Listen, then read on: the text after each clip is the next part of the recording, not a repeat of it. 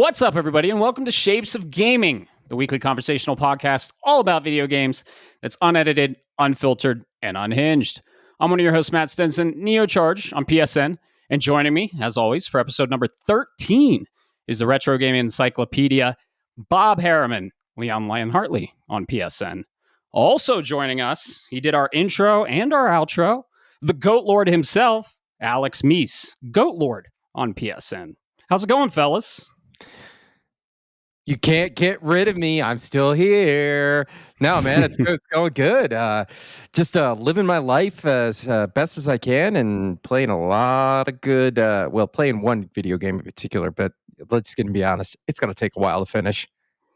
Dude, that thing is huge, and I can't wait to dive back in. I've been on a little bit of a hiatus. Yeah, that is what she said. Alex, how you doing, man? We had you as a guest on the podcast for the Claire Obscure Spoiler Cast, and we have you back for the PC-centric episode. How's it going? How's life, dude? Pretty good. It's actually kind of weird to hear that I'm in a regular podcast now instead of one of the spoiler casts, if I'm being completely honest. Oh, yeah. Well, we love having you, and you are a big...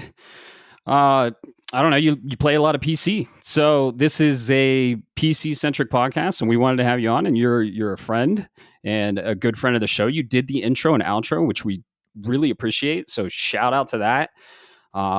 Everyone loves it. We love it. I remember in Metric, we heard it for the first time. So yeah, thank you so much. The intro and outro, we love it, and it fits well with the show. So we're happy to have you on. And happy to have you for the PC-centric episode, because we don't know fucking shit about PC. Well, I mean, Bob, you play a little PC, but I don't play PC. I'm mainly on PS5, a little bit on my Switch. That's about it. I don't know anything about PC, so we wanted to have someone on that's a PC expert. I wouldn't really call myself an expert. An enthusiast, sure, but not really an expert. Enthusiast, you know more than us, because I mean, we had a conversation out on the deck for 4th of July, and you know your shit. So don't sell yourself short. You know a lot, and our listeners are going to be graced with your PC knowledge and the state of the PC for 2025 and the remainder of the year. So, but before that, let's talk about life, fellas. How's life going? Anything new? Anything exciting? I have made poor financial decisions, Matt. Haven't we all? Financial decisions? I've been hanging out with Alex a lot lately, and Matt, the Final Fantasy set got me. After 25 years, I have finally returned to the Magic the Gathering lands. And I say poor financial decisions because you think Pokemon cards are expensive? You haven't seen anything when it comes to these Magic cards. It's been a lot of fun relearning some of the new interactions and some of the new features and like mechanics of the game. But outside of that, dude, it's like riding a bicycle. It doesn't feel like I missed anything. And it's been a lot of fun. I got some decks that I'm putting together. I got a second one built, and maybe Alex, we get lucky enough, we can get Matt to catch this bug, because it's your kind of thing. You know it is. You just don't want to admit it. I'll just hand him a deck. He won't have a choice at that point. I mean, I'd be down to try like a loner deck, but man, I can't give you one. Okay. So you cracked some new packs, it sounds like. Did you pull anything good? Yeah, I've actually been doing pretty good, getting a couple more cards to add to the collection, slowly building out that Final Fantasy base set. I will say I'm a little upset. I went to a card show with my wife over the weekend, and she was looking for her Pokemon, of course. But I was looking for at some Final Fantasy. There was a couple of things out there, and there was a box of Magic cards for $1 a piece, and I'm like, sweet, I'm gonna just start sorting through. They had in Sin Spira's Punishment, and I don't have it for the collection, so all right, let's pay $1 for it. A few minutes later, I buy a single booster pack because I'm there and I'm having fun. Man, I pulled a fucking Sin out of that next pack as well. Yep, that's how it goes. You buy the single, then you crack the pack, and you pull it. I've been impressed with the artwork and the breadth of cards in this Final Fantasy set. I'm a huge Final Fantasy fan. Not into Magic the Gathering. We do have a Magic the Gathering channel on our Discord, and that's been pretty hot. A lot of conversation on there, a lot of good conversation. But yeah, I really like the Final Fantasy art, and I've cracked a couple of your packs. I cracked a couple of Alex's packs, and it's been enjoyable. I haven't bought any myself. I just can't. I can't do it. I kind of got out of the Pokemon card space recently. It's just getting crazy. I do have a Black Bolt and White Flare ETB Pokemon Center ETBs on my shelf behind me. So I think that might be the last product I buy for a while. Yeah, you see, you're lucky there, because even myself as a card shop, I can't even get any Pokemon product in. Right. You got really lucky with that. You did. We should link up, Matt, because my Crystal made me pre-order some stuff through Gamers Haven here in town, and they actually put on my name. I'm going to pick it up next week. I got 2 Black Bolts and a White Flare ETB in my name. I just put my name on the list for her, and they called me, and I'm like, oh, okay. I guess if I get a chance, I'm going to take an ETB and go, open some packs with you. Maybe in a potential Nintendo Direct coming up. Yeah. We actually had a friend of the show and a listener crack a pack, and he pulled the Red Victini. Shout out to Banana Slurpee, I believe. Oh, yeah. He pulled a Red Victini, and that is going for a lot, and that is an incredible pull. So the cards look cool. I mean, it's just, man, I just got done selling a lot of my sealed collection. I'm kind of minimalizing and going through a transition, but I think I'm going to get out of it. Unfortunately, I think this is my last product I'm going to do. The only thing that'll probably get me back into it is they did the 151, the Pokedex organized set, which I love. And if they continue that with Gen 2, I'm in. Well, so the 30th anniversary is coming up. Oh, I know. Yeah, we got a great Pokemon Presents. It was awesome. They really celebrated. We're going to talk a little bit about that in the news. But yeah, other than that, Alex, anything new, anything exciting in your life? Well, aside from watching Bob completely become a degenerate and play Magic with me, it's nice because like I've been playing Magic forever, like online, because I don't have friends I can play with. Because it's really hard to get like 2-3 people together and say, hey, let's bring these $400 or $500 decks and play Magic for 6 hours because we hate our lives. And it was really nice. Like literally I handed him a Squall, and he built a whole deck around Squall, and he's been here and there curb stomping me since, and it's a lot of fun. And I've got my Lightning deck. Lightning's the strongest character in the Final Fantasy universe. I'm not going to argue on this. So Lightning's best deck. But yeah, got Bob into Magic. Just been dealing with work. I haven't had too much time to game lately, unfortunately. It's just kind of how life is sometimes. But still managed to get a couple games of League in here and there. Still managed to play some Final Fantasy VIII, the remaster I have on Steam. It's a lot of fun. Awesome. Yeah, I want to hear about that and what we're playing. I never finished Final Fantasy VIII, but it's definitely on my list. And of course, you built a Squall deck, Bob. Leon Lionheartly. Yeah, no, he's absolutely right. I threw this deck together in I want to say probably 15 minutes. I just started grabbing random cards, throwing them in there, building synergies. A couple of times I'm getting my my teeth kicked in, and then there are other times where Alex and another friend of ours who's playing, they all of a sudden go, oh shit, Bob's the thread at this table. I was waiting for it. So to give you an example here, Matt, it didn't work out the way I wanted it to, but I still got Alex when he hit me with his lightning.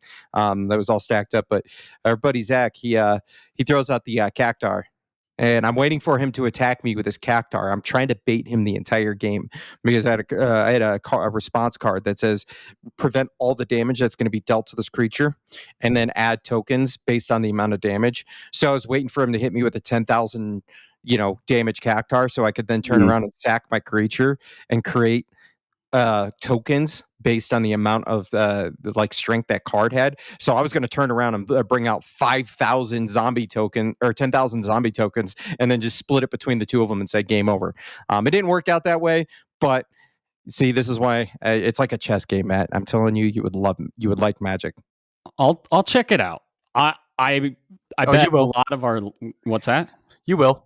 Yeah, you check it out. Just pick a fantasy game. I'll build you a deck. 7 all the way. Got you. Yeah, and maybe we'll cook some slot dogs and play some Magic and drink some beer. Slot dogs, man. Dude, you don't knock them till you try them. Have you tried them yet? I haven't, but I didn't believe it when I heard it in that podcast, and I was like, "There's no way this is a thing." I looked it up and was like, "Holy shit, it's a ribbed hot dog." Ribbed for her pleasure or his pleasure, the slot dog. The slot dog. Yeah, you guys gotta try it. I'll make them. Yeah, I'll play some Magic and we'll have some fun. I bet a lot of listeners are like their eyes are glazing over when you're starting to talk like in-depth Magic stuff like mine were. So, whatever. A lot of our listeners do drink beer though. So, what are we drinking this fine evening? Well, I'm a repeat from last week's episode. I still had a couple left. It's good. I just haven't gotten around to it yet. Doing Woods Boss Brewing Company, the Foothills Fire Red Ale.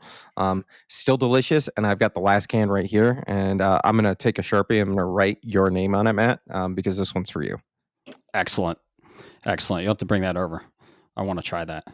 Alex, you're drinking a little something more, a little harder this evening. Well, yeah, I've had enough beer drinking as of lately, so I decided to pull out some bourbon. This is a Horse Soldier bourbon. They're a veteran-owned and operated distillery out of... Hold on, I don't remember off the top of my head, but they were formed post 9/11 and started making really good bourbon, and it's actually not expensive. Very cool. Very cool. And speaking of hard liquor, Bob, you ordered some of that Assassin's Creed 4 Black Flag Edward Kenway rum we were talking about. So we have some of that. Maybe we'll do, you'll have it and we'll do like a opening on the next podcast. Who knows? Yeah, absolutely. Let's hope it comes in. I'd have to go looking through my email. But I do know it was on a what do they call those? Estimated shipping dates of July. We're sitting July 24th by the time this podcast hits your ears. So I'm hoping I hear something in the next week or so, but maybe we'll do a special little episode where we can sit around the table and drink some rum. Cause, especially if it comes next week is going to be a wide open week for me. Yeah, we can do that or sit around my fire and drink some rum and look at the mountain. Either way, I'm down to drink rum. You say it, you bring the bottle, I'll be there. Rum is my favorite hard liquor. So I'm not drinking any hard liquor, though, right now. I found a really unique beer from Great Divide, and it is called the Samurai Japanese Lager. And the Great Divide brewery is in Great Divide, Colorado, and it is delicious. It's very crisp. It's very clean. And it's made with it's like a Japanese rice lager. And made here. So, oh my God, it's delicious. I love it. And it's got a cool can. It's got the samurai with the sun on the back. I've seen that. I've been meaning to try it. It's really good. I'll save you a can. I have 3 more. But dude, it's just a smooth sipper. You can just drink a lot of them. So, but yeah, if we were on video, you could see the can. Unfortunately, you can't. It looks cool, and it'll probably be the Ghost of Yotai beer for me. So, or Yotai beer. Yeah. It's funny you said new beers to try, Matt. Alex and I met up last night. We're looking for another. We tried to go to our new haunt for brewery, but they were just too busy. That they were slammed. It was like Voodoo? whatever. Yeah, Or Voodoo. Cogstone? No, Yeah. Voodoo. So we were like, all right, let's go to Cogstone. Looked it up. Cogstone's closed on a Tuesday. All right, well so we searched and I found the closest thing that had food and beer. A little place. It's in. It's not quite Manitou. It's Old Colorado City, but South Park Brewing or Brewery. I'm telling you, they've got I only had a sample because I did not want a 9% beer, but it's a 9% porter called a s'mores. Wow. Ooh. And it is Yeah.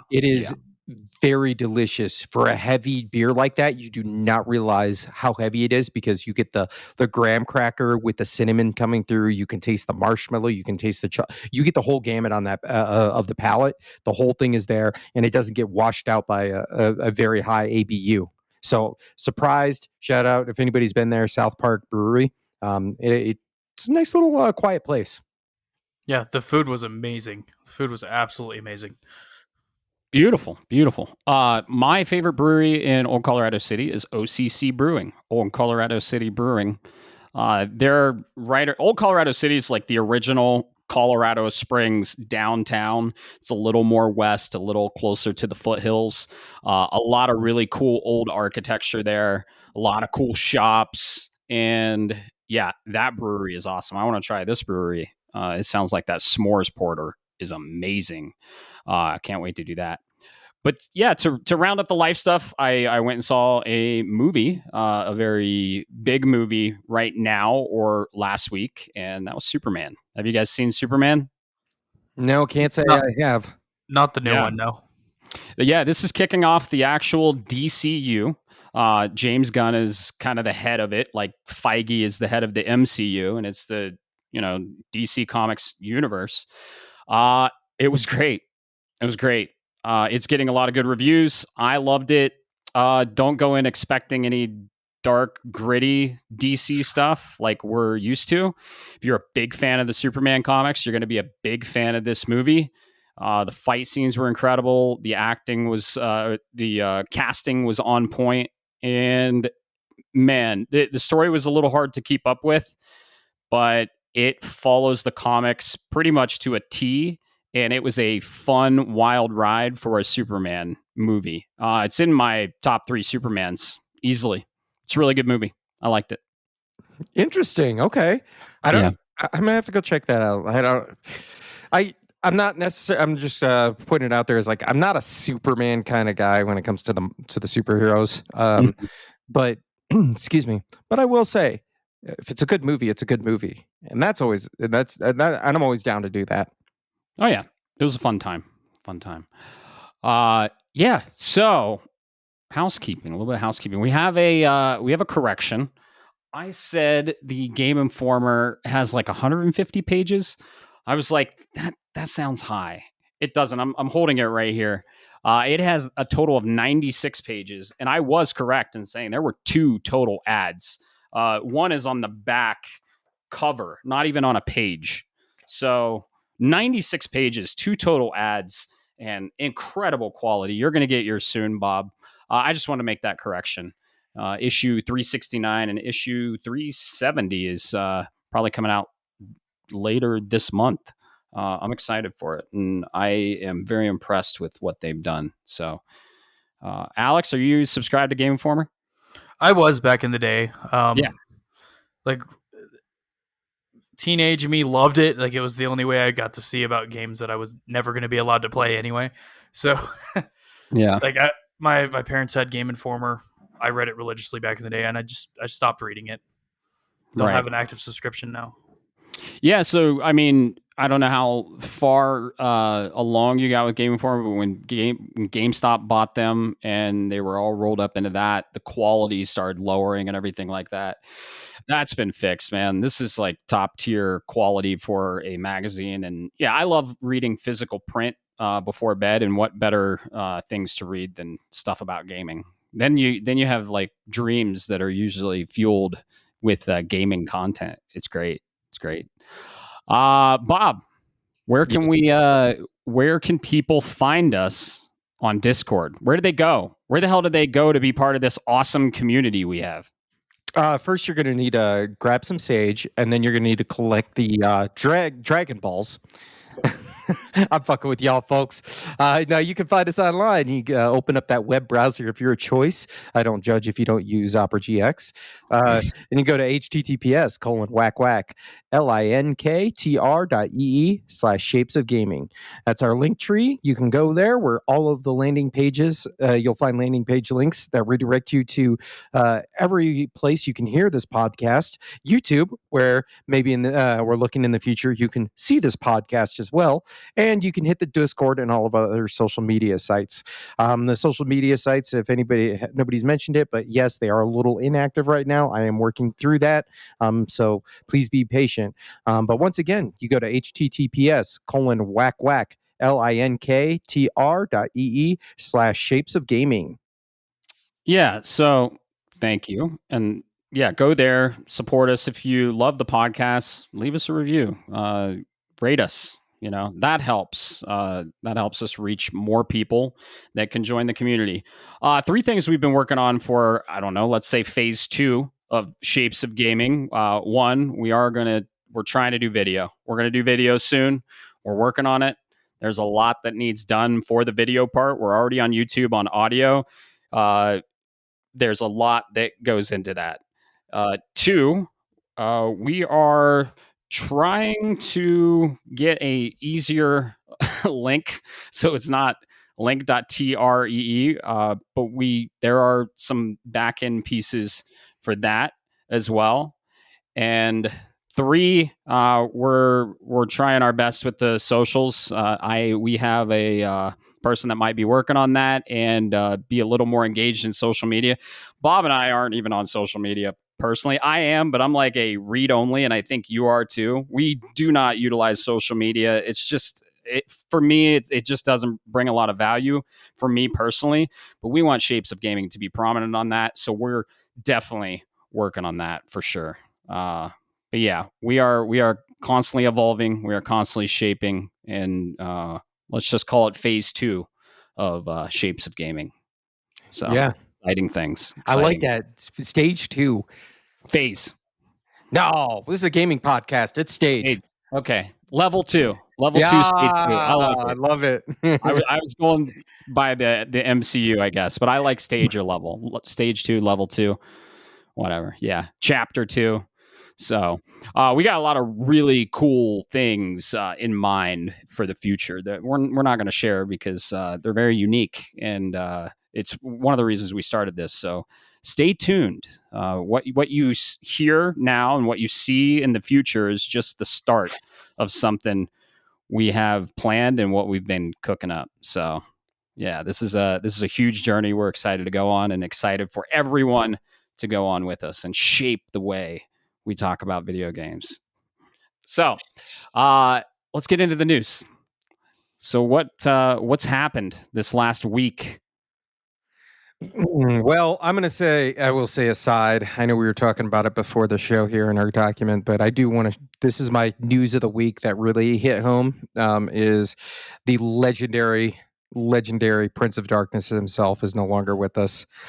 So I want to give out a moment of silence for Mr. Ozzy Osbourne himself. All right. So now that the sadness is over and I can drink my feelings with beer,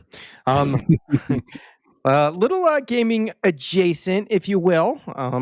It's still as far as it's not a direct video game, but I think it's close enough. Is the Mortal Kombat 2 movie trailer dropped? This is the follow-up from 2021's Mortal Kombat. Excuse me. And guys, I gotta tell you, the first one was amazing. I was a huge fan of it. It was, even though I had my couple of issues with it. Looking at the trailer in the second one, I'm on board, man. I was a little concerned. Let me pitch it over to you, Alex. Did you see this yet? I have not fully seen the trailer. No, I've seen bits and pieces leaked on like TikTok, but that's been it. Okay. All right. Yeah. I was with you when I was watching, when I was watching this trailer, and I don't know if you heard this yet. It's all in the promotional, so this is nothing spoiler. But um, did you like we kind of got a sense that the sequel was going to be surrounded or revolve around a specific character, Mr. Johnny Cage himself. So the fans, we all started theorizing who could play Johnny Cage, who can do it the best, because I don't remember his name, that played Kano, Josh Lawson. Absolutely smashed it in the first movie and was the highlight. So Johnny Cage is kind of one of those I guess you could say he put everything into his charisma stat, as a character. So I am. But did you see who's playing Johnny Cage in this movie? Oh yeah, and it's Yeah. great casting. Yeah. Carl Urban. Yeah, Carl Urban himself. I'm not gonna. I was a little taken aback. I'm like, wait, is that what's going on here? But I don't know. I expect it's coming out October 25th, so right around the corner. Or is it 25th? 24th. I'm sorry, 24th of this year. I'm all for it. What about you there, Matt? You sounds like you're a little interested. Oh yeah, I'm definitely interested. Looks cheesy and it looks great. And I liked the first one. It was a fun, great movie. Cheesy, not. I mean, the writing was all over the place, right? But it's a movie you go just to have fun and laugh and celebrate the Mortal Kombat craziness, right? You don't go in for a engaging story with plot twists and everything. You just go to watch people fucking rip a spine out of someone and crush their skull and get a cheesy one-liner from Johnny Cage. Fuck yeah, man. This looks awesome. Those were $500 sunglasses, asshole. Right. I love in the trailer where he puts his sunglasses up with his middle finger.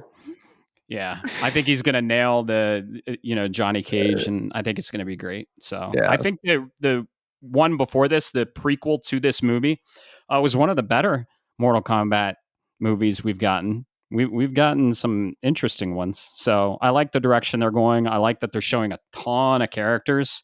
We saw Jade, we saw Jax from the original, we saw Raiden. All the staples are coming. We saw Scorpion fighting Noob Sabat. Yes. Yeah, that's exciting. So yeah, I can't wait to see more, and I'm in. I'll watch it.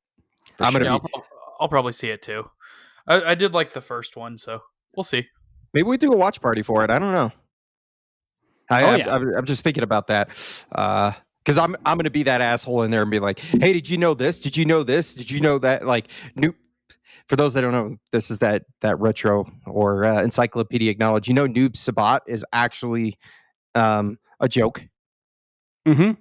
Like the name and everything. Yeah. Oh yeah. I'm so for it. Oh yeah. That game series has a ton of little Easter eggs in it. Toasty. So yeah, I'm glad they're doing it, and it looks fun. Let's talk about this Pokemon Presents. Let's talk about that. This event that happened. I'm gonna mute myself for the next 30 minutes while you guys we'll graze lightly on it. We'll just cover the major things. Maybe for 5 minutes. I don't want to linger on this, but a Pokemon Presents happened last Tuesday, the 22nd, and yesterday, 2 days ago for people listening now.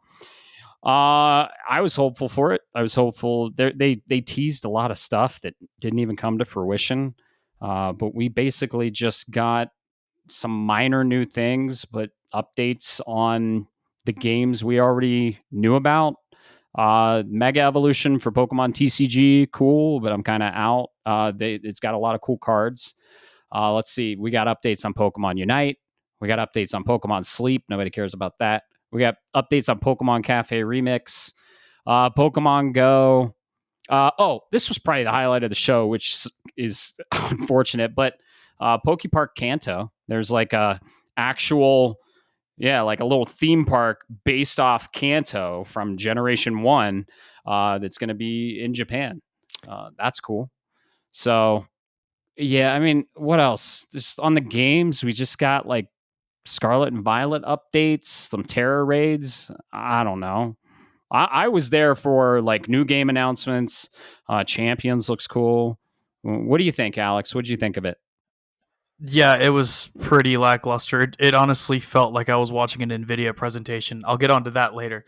But yeah, like when the highlight is what looks like a fan art of Dragonite being the Mega Evolution, like that's really sad. They put wings on his head. It's bad. It's just as bad as them doing the fucking hats for the terrestrialization. Like, why did they have to have hats? Why couldn't they just have like the diamond coating that was the color of the terrestrialization type? Like, why'd they have to have stupid hats? I don't understand. Because hats are cool, and come on, man, Pikachu in a top hat's awesome. Eevee in a top hat's awesome. Come on, yeah, man. A real hat, but not the planet Earth on top of your head, or a big old flower fucking sprouting out of your head saying, "Oh, I'm a grass type now." Why not just fucking do the gem, the green gem coating around you? I don't know. It's stupid.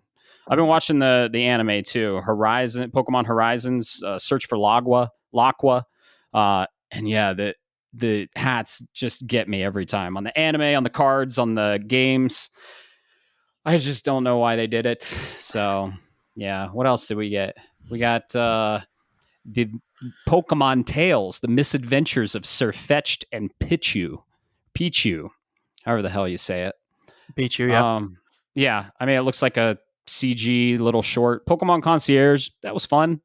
Getting a season 2, that's cool.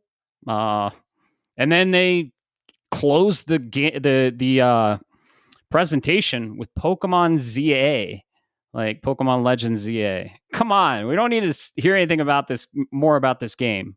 I'm sold. I don't know if I'm gonna get it. I don't know how it's gonna run. Legends Arceus ran like dog shit on the Switch 1. And then with these performance issues we're hearing for Donkey Kong Bonanza, I guess Donkey Kong Bonanza is the next generation solely. And then Legends ZA was developed for the Switch 1 and has a Switch 2 edition. So I'm hopeful for that. I'm hopeful it'll run well. But yeah, I don't know, man. I just want the two main updates I want are either the Black and White remake, a supposed Fire Red Leaf Green remake that was kind of teased that we thought was coming, or Generation 10. What are your thoughts? Honestly, yeah. So I haven't played a Pokemon game since before Sword and Shield, because I don't have any of them for Switch. So like, when I go back and I look at like what games like would be awesome to have remakes of, yeah, Black and White. Not so much Black 2 and White 2. It's the same games, but slightly different.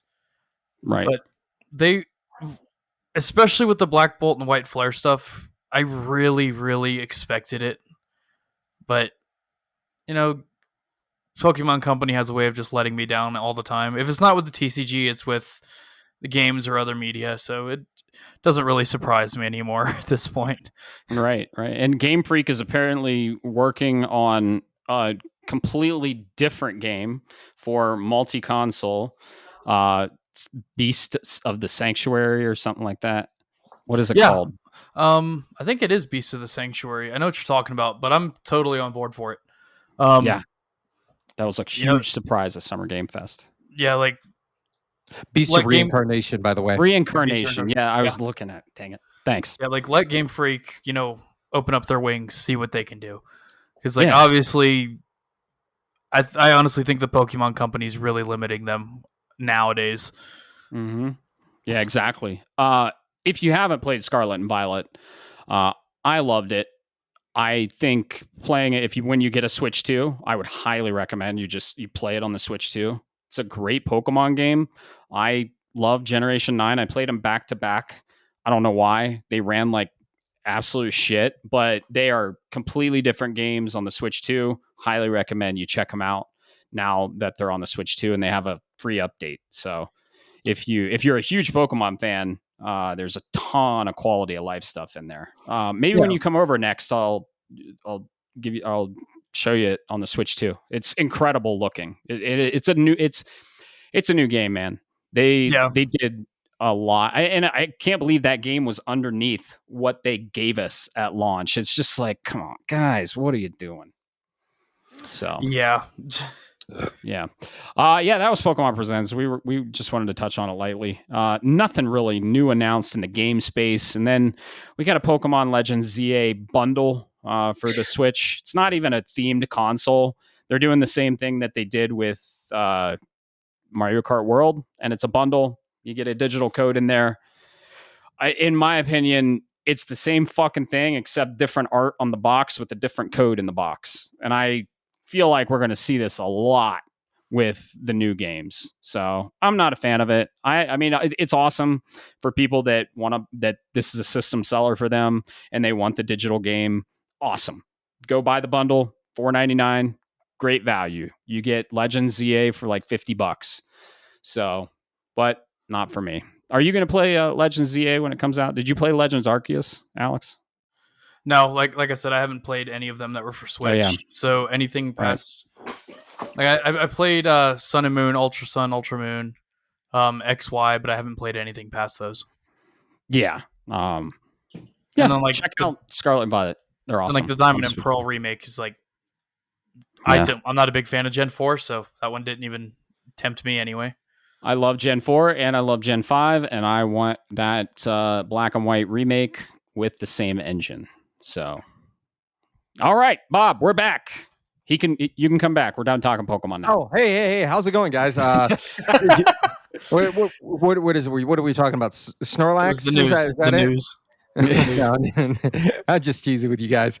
I know enough about my Pokemon, but you actually have ZA drafted, so this you should be supportive. Yeah, it does well. I'm here for it. Yeah, I see it high 70s, maybe low 80s. I don't know. Legends Arceus got an 83, so I think it'll get low 80s. Yeah. I wish maybe there's a way to do this for a draft instead. No, that'd be difficult. I was just thinking sales numbers, and the reason I say that is look at Sword and Shield. Mm-hmm. Look at Arceus. They ran like crap, but then Nintendo, but a Pokemon company, they make hand over fist because 35 million copies get fucking sold over its lifetime. Make it make sense, folks. But dude, yeah. When you're one of the biggest IPs in gaming, that's going to happen just naturally on its own. Yeah, biggest IPs for Nintendo.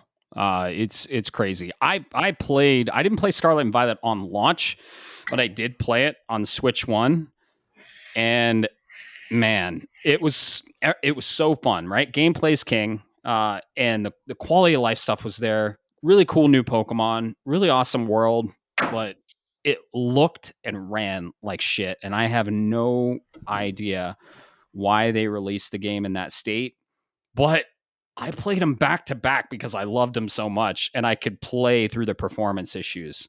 So I don't know. It's just sometimes the performance issues blend in the background when the gameplay is so good.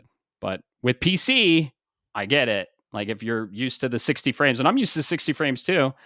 I don't know how I did it, and I just playing it on the Switch 2, just kind of dabbling. I'm like, damn, I should have waited, but I didn't. So, this last piece of news is in your wheelhouse, Bob. Obsidian drops the price of Outer Worlds. Yes, they dropped it from $79.99 to $69.99 for some reason. I don't know. Why do you think? Well, I think I have my theories, and this is my I don't know, looking and analyzing things too much. My tism, if you will, is Nintendo gave the green light. Right. So this is going to happen. I want to say this up front before I talk. $80 games are coming. Get your wallets ready. Get yourself on a mindset. Okay. But I'm wondering, is So Obsidian is owned ultimately by Daddy Microsoft. Mm-hmm. And their arm, Xbox Game Studios, has trained their users, and we say this all the time over the last couple of years, to not purchase their games. This is my biggest concern with Helldivers 2 next month. And well, actually in almost 30 days exactly, a little over. Is who's going to show up to buy it? I think they saw the pre-order numbers and kind of got scared. And I mean, saying Obsidian, an Xbox, because their sales are going to come from us PlayStation folks. It's going to happen. I know it's coming on PC, but if you have PC, why wouldn't you do Game Pass anyways, right? So Right. I'm wondering if they saw the lack of pre-order numbers and thought, well, maybe if we drop it down $10, we can, and back down to the normalization, maybe we can extract some value out of the other side of the pond here. I don't. I think that's the best answer I can come up with. I think it's a faux pas because you look at the month and it's a crowded fucking window. You're putting this game up against a lot of big bangers for the year. So I don't think that's necessarily accurate to this, but but that's my theory. I think they dropped it down because they know who's doing the purchasing and they need to get those numbers up to continue to bridge that relationship with Sony. That makes sense. I'm cool with it. Yeah, I think if you see weak pre-order numbers, then drop the price. That's well. I mean, think about it from Concord's perspective. When they announced the open beta weekend and they were going to bring everything out, they brought it from just those who pre-ordered the game to everybody. So you can infer some information out of pre-order numbers. This is why I say. This is why I kind of sit on the fence of pre-orders versus not pre-ordering, because we all in this community have been burned by bad pre-orders.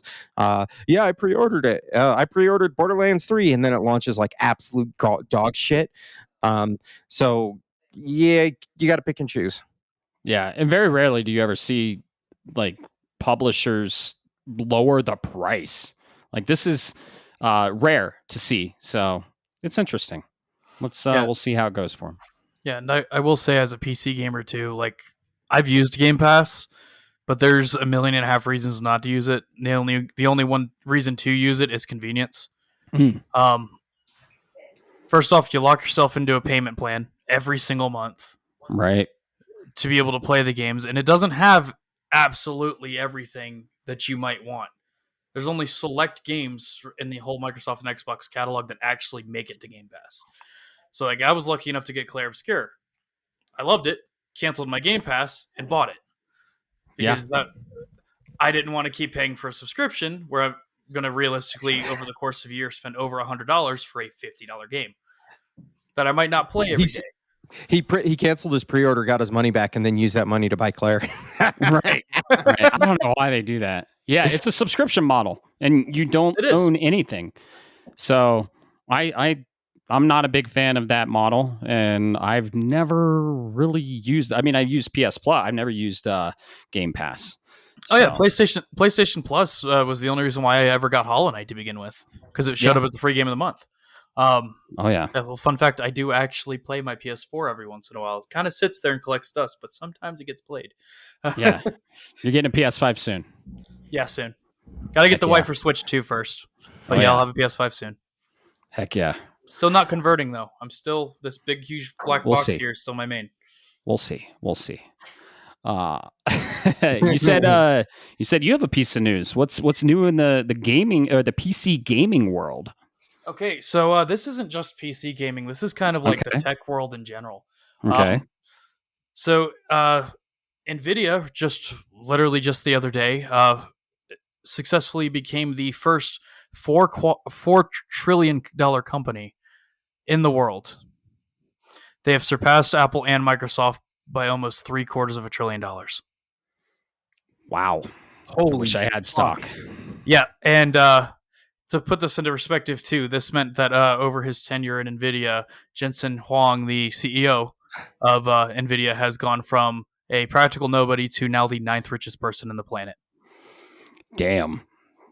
Yeah. That's quite the feat. It is one hell of a feat, but hey, props to Nvidia. I don't personally like them. I think that their business is a little less than, quality. And but I'll give them props. They've successfully found their market, and I think honestly, it's really just the government buying off all the AI stuff, and it works. Gotcha. I mean, they went from nothing to something very quickly as soon as their AI chips started hitting the market. Yeah, so I got to give them props.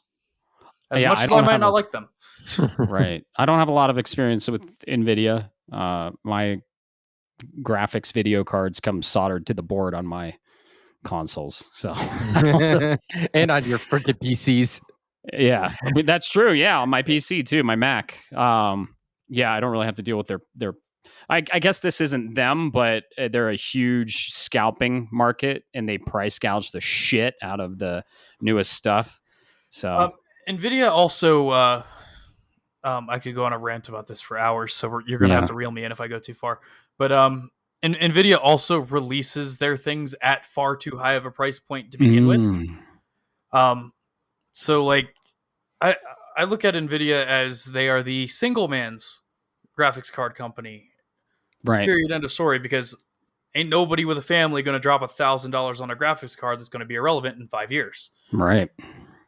But hey, they've made a whole business model out of it, so I can't dog it too much. Obviously, they're doing something right. I'm not a billionaire, so I don't know. Yeah, they're making their money, and their stock price is just skyrocketing. It's crazy. So, Bob, yes, you sir. have a piece of news. What do you think of Nvidia before you get into your next piece of news? It's interesting. I think it's funny because they have surpassed all of these other organizations on the market by selling their graphics cards. And I think I kind of almost agree with you, Alex, on the single man's. I'm half joking in this, of course, but the single man's graphics card. Because if I was going to look at it, I'm not going to buy a graphics card that's $1,000, and then I could get maybe 5 to 10 years out of it. Sounds really good in the when you think about it, but at the end of the day, it's not really, because that's $1,000. That's more than a PlayStation PS5 Pro or a Switch 2. It's almost as much as them combined. Oh, and by the way, those consoles have everything else included. And on the PC side, I still have to buy the damn pieces together, and then I have to piecemeal it myself. And then, of course, you do all of that. So I think it's really interesting from that perspective, because we talk about, and I don't want to get too political here, or I don't want to get political, but we talk about the market. We ultimately look at the economy and where everything's at. And you see people struggling on one hand, and then you see on the other hand people who say they're struggling buying $1,200 graphics cards and spending $5,000 a month on OnlyFans. Make it make sense, folks. Okay, but I digress. No, at the end of the day, good for them. I think it's awesome in terms of being able to continue to grow. They are doing things outside of just what they're doing to gaming, and they kind of launched their career off of the backs of and the concept of selling good graphics cards from 15, 20 years ago to now doing AI chips and all the other advanced stuff that they're working on. So keep it up to them. Yeah. I will say, because I know you guys are a little bit more detached from the PC realm. I know especially Matt is. To put it into perspective, going on this Steam hardware survey that comes out every year in June, Nvidia graphics cards, discrete graphics cards, account for 74% of Steam users. Wow. Holy shit. Yeah. Now, if you actually narrow that down, the amount that are actually current generation cards is next to nothing, but it is quite a bit. The top 10 the top 10 most used is all Nvidia. Interesting. All of them being some type of form of a 60 series card. Yeah. And we'll this will probably be in our main topic as well. So yeah. I can't wait. All right. Well, I guess any other thoughts on that, guys? Because if not, I got one last piece of news for the group here. Nope. Yeah, I just this came out yesterday from when we're recording. So Tuesday, 2 days ago, for when this is hitting your ears. This dropped on the PlayStation blog, and I don't know how I didn't see anything about it. Saber Interactive finally came up out of the water and announced they are bringing a new game with an old IP kind of twist in Hellraiser Revival. It's coming from their PlayStation blog post here. Is Hellraiser Revival is a single-player, first-person action survival horror experience that will put you into the dark world of Clive Baker's twisted imagination. From the moment we start this journey, our team has poured every ounce of passion, creativity, and determination into crafting what we believe will be the definitive Hellraiser gaming experience. Either of you guys take a look, and it comes accompanied with a game, an announcement trailer. Either one of you guys take a look at this? No, I'll be completely honest. No, I had heard of it, but it's not really my type of game, so it's not really something that's ever going to really be on my radar. I'm right there with you, Alex. The first person kind of turned me off, but the IP interests me for sure. So I'll keep an eye on it. It's not on my list. Has my curiosity. I'm glad Saber is working on this and collaborating with this awesome IP. So really cool. Yeah, I just out of the middle of nowhere. Yeah, I will say, you want to revive an IP? Can you give us a good Wolfenstein game, for Christ's sake? Because it's been so long since we've had a good one. Yeah, I mean, Machine Games is working on Indiana Jones DLC, so I don't know. Maybe. Let's see. An IP I want revived is Legend of Dragoon. I just picked up a Black Label copy of that. I traded in some games, picked up a Black Label copy. Wasn't complete, but then I got the instruction manual on eBay for about the complete price total. Very excited for it. I'll show it to you when you come over, so you can check it out. Bob can attest to this because I just picked up a PS1 from him. The first game on my list is a complete inbox Black Label Legend of Dragoon. Like, oh man, like it's that has to be the first game that I'm going to buy for it. Okay, because I don't have a complete Black Label. I only have a complete greatest hits. Dude, so the place I picked it up was Game City. Bob was with me. We had some good barbecue up there and hung out. That's the shop up in Monument. Monument. Yep. But I go to a lot of conventions. I'm going to Comic-Con, so I'll keep an eye out. We're going to MagFest. I'm always around vintage old video games. The best vintage place around here is up in actually Fort Collins. It's called Games Ahoy. Kind of a stupid name, but dude, they have everything you can dream of when it comes to retro. And I'll keep an eye out for that Black Label for you. I'll pick it up if I see it. Yeah, that would be awesome. That's the first one on my list that has to happen. Yeah, I know you're a big fan of Legend of Dragoon, but man, I want to see that IP. I want to see that IP revived. Put Blue Point on that, you know? They were talking about it. That's the thing. Yeah, I know. That was a Reddit post from 3 years ago? Oh, yeah. That rumor came out? So many games on Halloween. They were teasing so many games. And then, we're working on a God of War multiplayer game. And then it got canceled. So now it's like 2 years. Blue Point's been working on something that's completely erased. Dude, put them on something. Put them on a Resistance trilogy. Put them on an Infamous, duology or whatever the hell you call it. Or Legend of Dragoon. I think it's a trilogy now. Infamous has 3 games, right? Well, yeah, but one's for PS4. That would probably get remastered standalone. Hey, Infamous 1 and 2 were some amazing games. And you can't play them. You can't play them unless you have original hardware, which I do. But you can't play them. The PS3, a lot of PS3 titles are stuck on that cell processing architecture. But yeah, we kind of got in a tangent there. I'm excited for the Hellraiser game. Not my style. If it was third person, I'd be a little more interested. But are you really interested in this, Bob? Is it going on your list? Are you excited? I'm definitely, it's got my attention for sure. I'm going to wait and see. It's a little early on, but based on the trailer, this has a little bit, I know they described this survival, first person action horror. But I get a little bit more I don't want to say Dead Space because Dead Space is very more slow paced. But you got this weird like combination of Dead Space with exploration with a little bit more fast pace of like Wolfenstein going on in here. Gory as hell, so it's got my attention for sure. I think this. I just think the description doesn't sell what it is, which is truly just probably going to be a first person shooter with some RPG elements, and I'm using the quotes here, folks. Gotcha. Yeah. Very cool. Wrapping up the news, I actually have one more thing. I got to talk about it. Very exciting. Netflix is actually announced a live action series based off of a video game. And this video game series is Assassin's Creed. And it gets me excited because it is the producer or the person that was in charge of Westworld. And David Weiner, he did The Walking Dead, Fear the Walking Dead. He did Halo, which unfortunately, and Robert Patino, Westworld. So very excited for this, and I can't wait to see what they do with it. And Netflix has been doing a lot of video game adaptations. They're working on a Hyperlight Drifter animated series. I would like to see things go more animated. And Devil May Cry that just came out, really cool.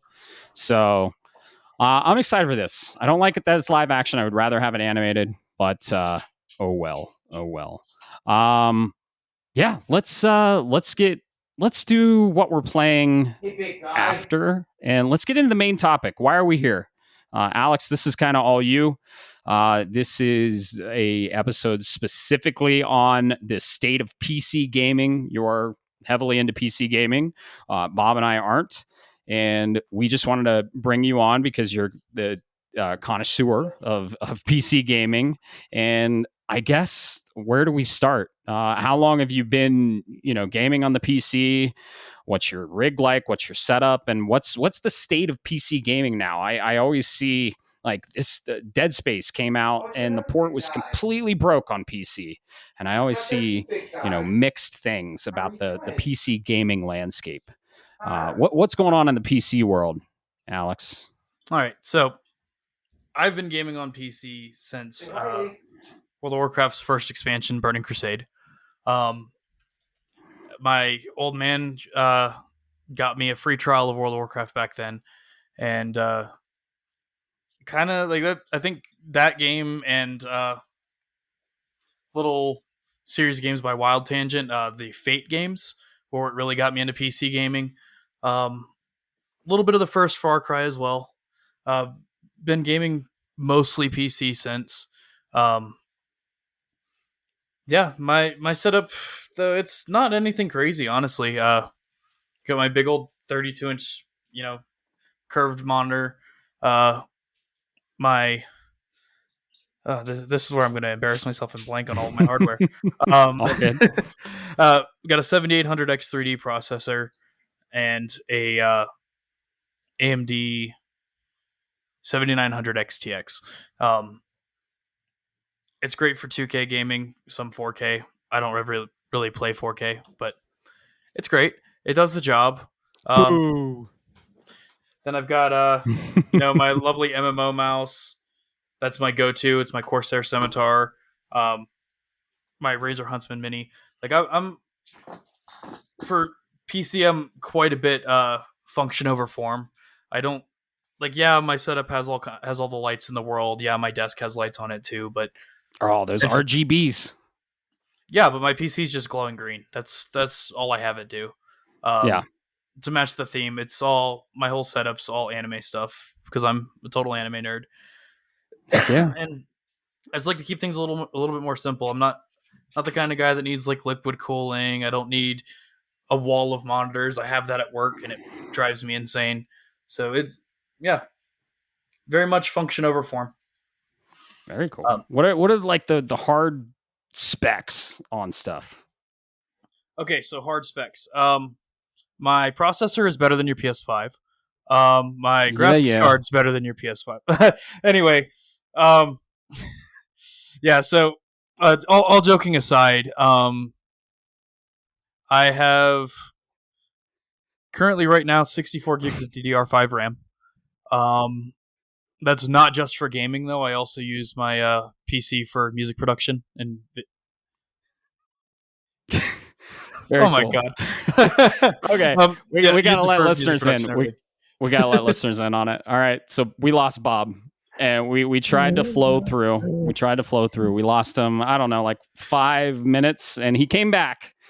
And Alex said, "We lost Bob," and I put in the chat, "When one falls, we continue. When, not if." So we were having fun in the chat. We had to let people know. But yeah, you lost internet, Bob. You're back and good to go. I'm still getting some messages that you're having a problem. So I don't know. I'm here, you know what? What lovely feet you have. Exactly. So yeah. Yeah, some technical difficulties. We're unedited, we're unfiltered, unscripted, whatever. But yeah, we were all laughing at that. So a little Claire Obscure Expedition 33 Easter egg in the chat we have. But Alex, continue. Sorry. Yeah, that threw me off my whole train of thought. Not gonna lie. Yeah. So I've got my 7800X 3D, 64 gigs of DDR5 RAM, 6000 speed. Graphics card is 24 gigs of RAM, VRAM. It's nothing crazy. Like, I mean, I guess like to a lot of people that might be absolutely insane, but it's really not. Not to me, at least. I could always have more, but it does everything I need it to. When everything's functioning properly, it's the greatest thing in the world. But if I have issues, I'm completely on my own because I don't have PC friends that I can be like, "Hey, my card isn't powering on properly," or "Hey, my fans aren't spinning." Yeah, consult Google and hope to God your PC is even turning on to do that. Yeah. So, what kind of specific problems do you run into on PC? Like when you're gaming, like what are the top 3 problems you have PC gaming, from like buying the game to finishing it? Okay, so a big one that depends entirely on the developer is because I use AMD cards, like graphics cards. If a game is optimized for Nvidia, it's going to run a lot worse on an AMD card. Not necessarily bad. There are some cases though, like Monster Hunter Wilds when it came out was completely unplayable for me. Really? But yeah, that was a whole massive driver update with AMD to make that playable for AMD users. Problems that I have that I've had quite often that you might not have to deal with on a PlayStation. If the storage starts getting full on a PC starts slowing down dramatically. It is very much reflected in gaming. There's a lot of, when you're gaming on PC, like cached files and cached data that will end up stacking up over time, and you'll fill up all your drives with it. Oh yeah. Another one, sometimes, and it is a big problem. If you like playing with ray tracing, if you're on an AMD card and the game doesn't have FSR, but it has DLSS, or you're on an Nvidia card and the game has, only AMD native ray tracing, you tend to have a lot of stability issues. To the point sometimes it becomes borderline unplayable. And you learn to improvise, adapt, and overcome, I guess. Eventually, I do figure most things out, or if a driver doesn't fix it for me, because a lot of times it's just my drivers are out of date. I don't pay attention to it half the time. But a lot of those problems do end up working themselves out. Other big issues with PC that people don't think about is the power draw. My electricity bill is higher because I have this PC running, and it pulls way higher wattage than a PlayStation would. Right. It's like a PlayStation. I'm not sure the top-down power on them, but I think it's like 80. It's pretty low. Yeah. My graphics card by itself pulls more than that. Right. Right. Overall, my entire system is, I believe it's 900 watts. It's quite a bit. people don't tend to take that into account. They also run hot too. If you leave them running for too long, they will start heating up a whole room, whatever room they're in. And if the room gets hot, the system gets really hot. Yeah. I was way off. So when you're gaming, active gaming PS5 titles, you're looking at 210 to 214 watts. Streaming video, media playback, 55 to 60 watts. And then just home dashboard when you're idle, about 50 watts. So that's not too bad. Right. That's not too bad at all. I think my monitor probably uses probably half that. Yeah. Well, it's funny you bring up power consumption. On PlayStation Blog, they just announced that in the next update, shortly after, there's going to be a feature to reduce power consumption on the PS5 for like their green initiative, but it's going to cut the performance of your games. Yes. And I was like, no. The way that they do that is by underclocking. Yeah. It's actually something I have to do with some titles. Gotcha. Because like I'm cooling this whole thing, like my CPU is cooled with a small little 240 millimeter radiator. It's nothing crazy. Yeah. So if I'm playing a game with ray tracing that's really super CPU heavy, that also uses my graphics card, it will heat this thing up like no tomorrow. So I have to underclock sometimes. Gotcha. Games like League, though, I have a right about 8% CPU overclock and 15% GPU overclock when I'm playing any competitive titles. Yeah. Extra frame rates are extra frame rates. Yeah, so these downfalls or challenges that you deal with, I guess, are some of the reasons I don't game on PC. I've always been a console gamer. You guys are getting a lot of content, though. You're getting stuff from Xbox. You're getting stuff from PlayStation first party. You're not getting the bleeding edge titles, right? You didn't get Death Stranding 2. Have you got Horizon Forbidden West yet? I know you didn't get it on launch, but is that on there? Give me just a moment and I'll let you know. I think what PlayStation is doing, their marketing strategy is brilliant. They're saying here's Spider-Man on PC, but Spider-Man 2, I know you love Spider-Man, right? But Spider-Man 2, you got to get a PS5 for that one.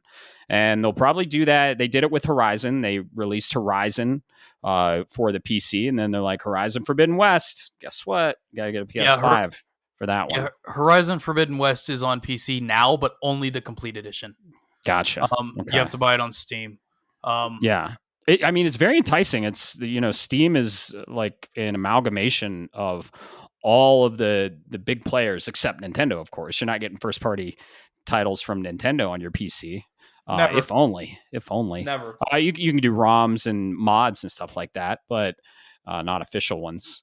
But yeah. I'm in the IT world. I do IT for a living. I do endpoint management. I'm like a architect of all that.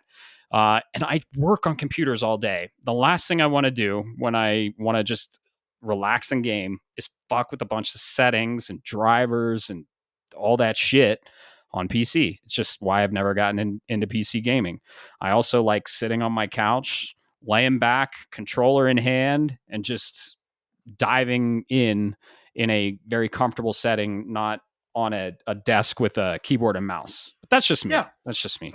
And I get that absolutely. Like I've never been the kind of guy that's like, oh, PC master race, PC's the best thing, period, end of story. Like there are games I can't play on PC, but I have a PC because they're games I can only play on PC. Right. Like World of Warcraft is not going to run well on a console. Final Fantasy 14 is not on console, and if it is, I'd be really surprised. Counter-Strike is not on console. Like, these are all games console, I believe. Yeah. It's not as good. It's not as good. I could probably tell you that right now. Right. Because like there was an MMO Terra that I played really heavily before its developer shut it down. That got a PS4 port. That was not the same game at all. It was wrong. I still played it because at the time I didn't actually have a PC. I just had a really shitty laptop that I still have. Yeah. But it's the MMOs and things like that being exclusive to PC, modability being pretty heavily PC leaning modability being really heavily PC leaning. Sorry about that. Is why I'm on this versus a console mostly. Yeah. How about you, Bob? You game on console mainly. Why aren't you on PC? What are your downfalls? What are your challenges that you have? You're muted. Shit, I'm that guy today.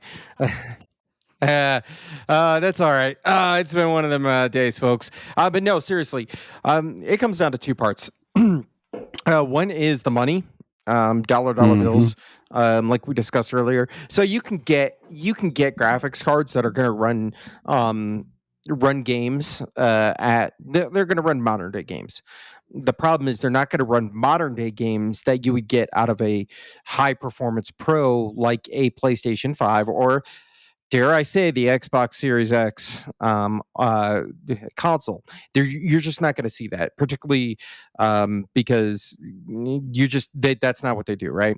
And then on top of that, so then there's that piece. On top of that, you have two options in the PC market, and this is, I think, where and this is not for just me, but I think where a lot of people. Why the PC market is not as big as it is, simply comes down to when I go to the store and I want to buy a game that can play Death Stranding 2, since that's on my mind right now, what do I have to do to get a platform, if you will, that will allow me to play Death Stranding 2? I go over to the section that has the blue stuff. I look at the Target employee, that 17-year-old that just got done smoking a bowl on his break, and say, hey, can you use your magic keys and unlock that PlayStation 5 for me? And then I'm going to take it up to the front register and I'm going to take it out the door and I'm going to go home. And I'm going to unbox it, plug in a cable, plug in an HDMI, plug in a power, and it's going to auto update. I'm going to connect it to my Wi-Fi and boom, I'm going to play my game. A PC is not that easy. I built my last PC in 2015, I want to say, give or take. So it's been about 10 years.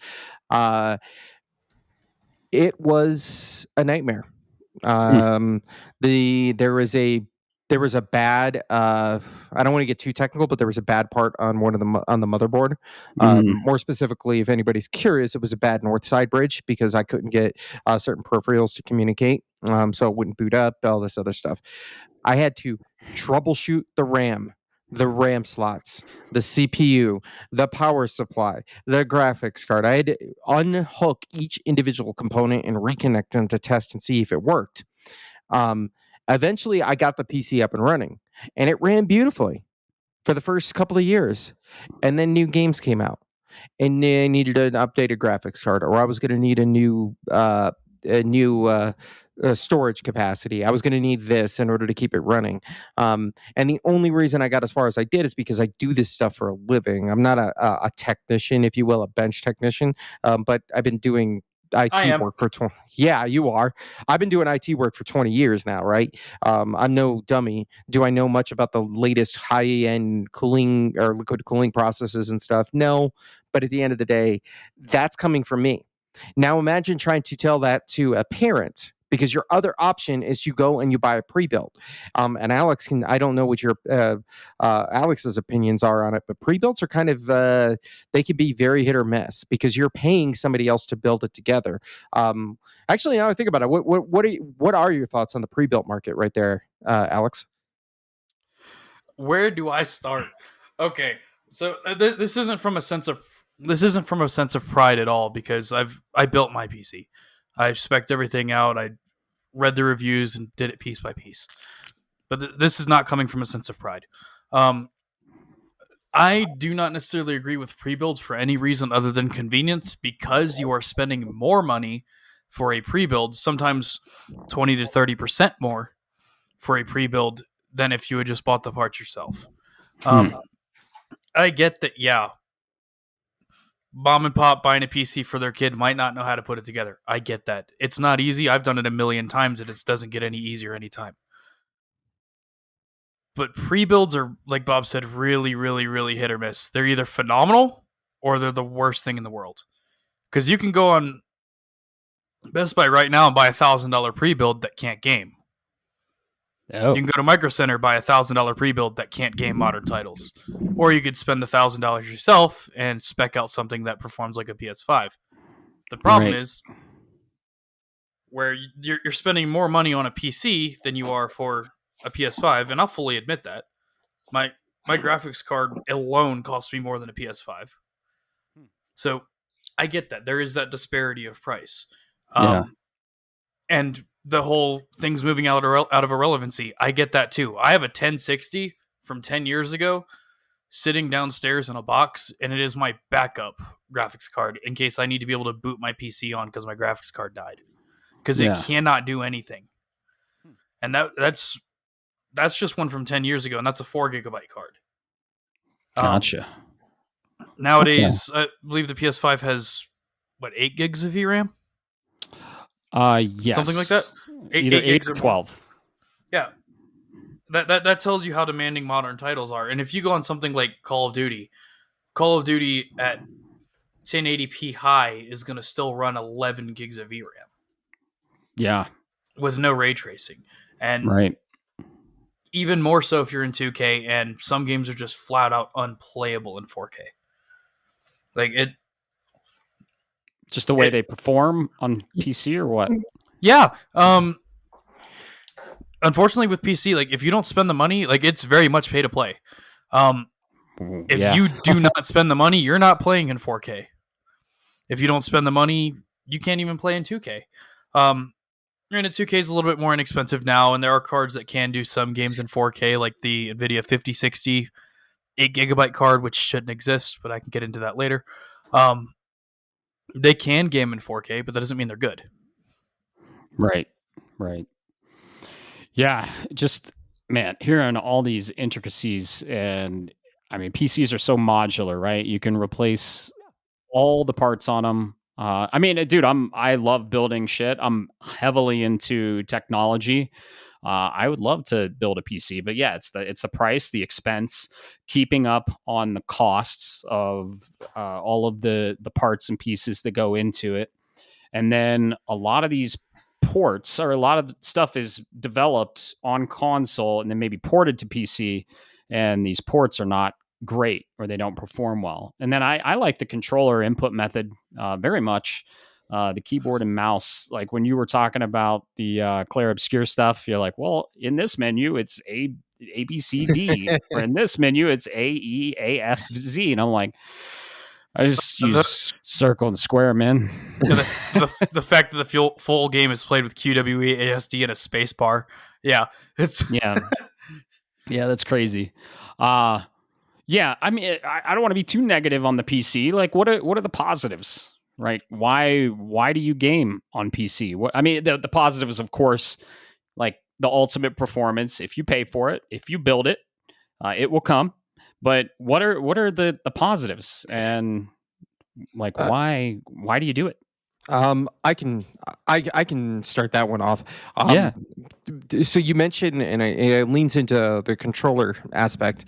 I know this might get pitchforks at me from the PC community out there, but I'm sorry, but I don't want to boot up a PC to then plug in a controller to play a game. I plug a controller into my console. And I'm not. This is being absolutely true. I'm not trying to be condescending. So please, PC gamers, stay down.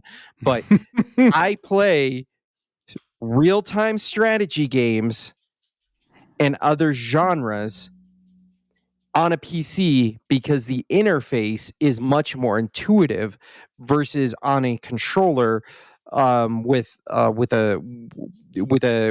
its regular front-facing keyboard keys and paddles and stuff, right? I don't want to be the old guy in the room, but I didn't have a PS5 controller that I could plug into my PC because there was no like type of connector you could do that. There was no parallel to PS1 DualShock adapter out there in the 90s or the late 90s. These just didn't exist, right? So that's why I do that, because there are some games. I think a real-time strategy game on a console, if you do that with just a controller, you're a fucking crackhead. There's no nice way to put it, man. And speaking of the controller input method, PS3 with a controller. Speaking of the controller input method, that was another thing on PlayStation Blog, and another thing for the software coming out, the update. You can pair your DualSense now with multiple systems, multiple inputs, so you can have it paired to the PS5, and you can have it paired to the PC. But yeah, you can of course pair a controller to the PC, but most PC gamers, they don't play on controller. If they did, they just get a fucking console and hook it up to their TV. You're doing on keyboard and mouse. I'll be completely honest. I actually do play Elden Ring with a controller on PC. Gotcha. Of course. The Elden Ring is an entirely different beast on PC, though. That game is the stress test out of everything I've ever played. That's my 4K with ray tracing game all day, every day. It's loads of fun. It's gorgeous. Yeah. But it makes my PC sound like a PS4 trying to take off. Right. Oh yeah. I'd say positive if I were to ever get into the PC space. One of the reasons I would is for the mods. Did you see? Yes. Did you see the Stellar Blade mod where they made Eve Tifa with a mini Buster sword? No, but this does not surprise me. Yeah, I'll send a picture. Maybe I'll put it in Discord too. The mods are hilarious. Dude, in Skyrim, there's a mod where you can turn the dragons into Ohio. The state of Ohio. Yeah, and don't think for a second that I haven't put thousands of hours into Elder Scrolls Oblivion playing the base game. It is very, very modded. It doesn't look anything like Oblivion anymore. Oh yeah. But like my big reason, I am a massive MMO fan, and until a good MMO comes out on PlayStation, like not Destiny 2, or Warframe comes out on PlayStation, I'm gonna stay on here. Right. Like it's all about the genre. Yeah. Right. Like don't get me wrong, Destiny 2 was great until it wasn't. Right. Destiny was great until it wasn't. Warframe was great until it wasn't. Like they're all like that. Every MMO has a life cycle. It just so happens that once money starts really getting going, that's when they die. Look at World of Warcraft now versus World of Warcraft back then. Still play it, won't complain. But I fired up World of Warcraft on my 2010 white MacBook back in the day, and it was everyone was like, "Oh yeah, World of Warcraft's awesome." I was a night elf, and I was collecting mushrooms and doing all these side quests, and I'm like, "This game's boring."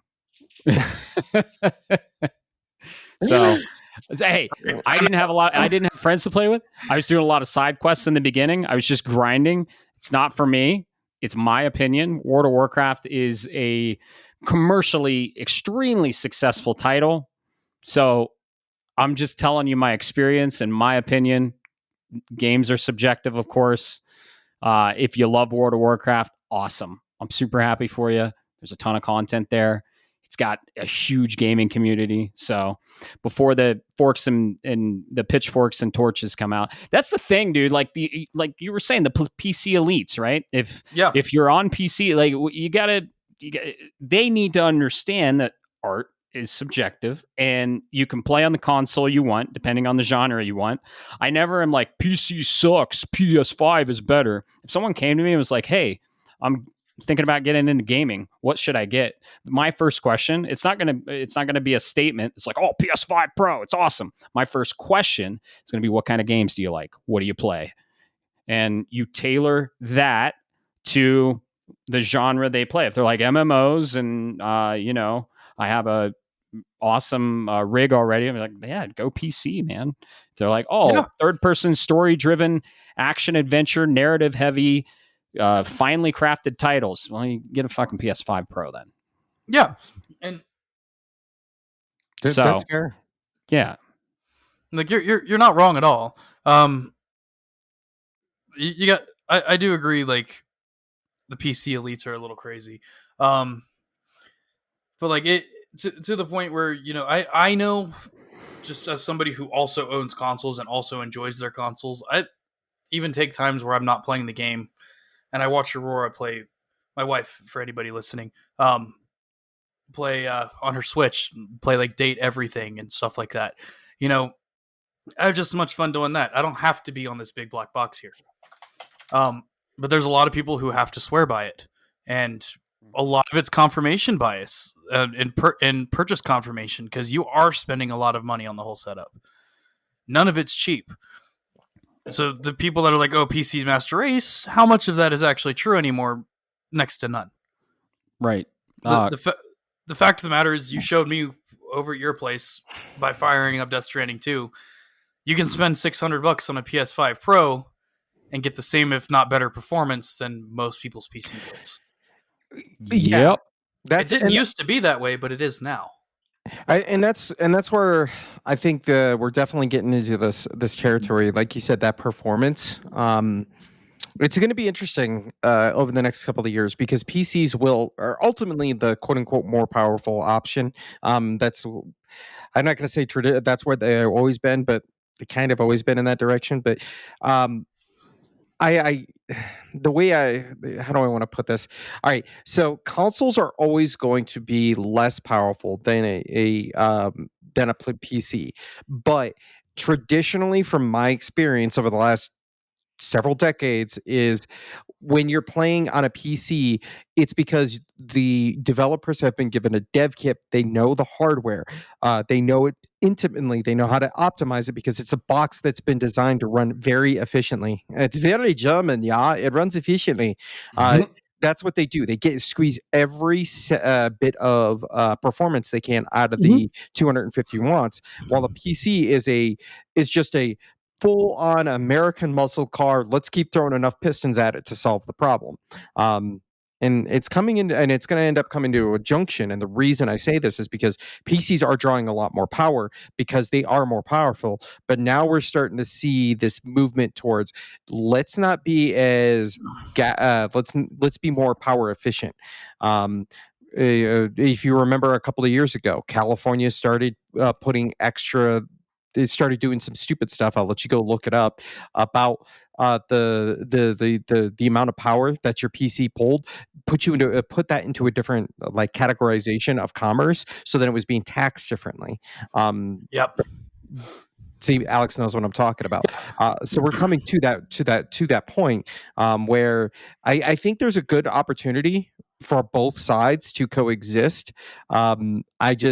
You've got to understand that one machine does one thing really well, another machine does another thing really well, and you need to stop fighting over who's ultimately the best, because I think they're both on the same ground. Yeah, all that matters is that Xbox lost the console wars. I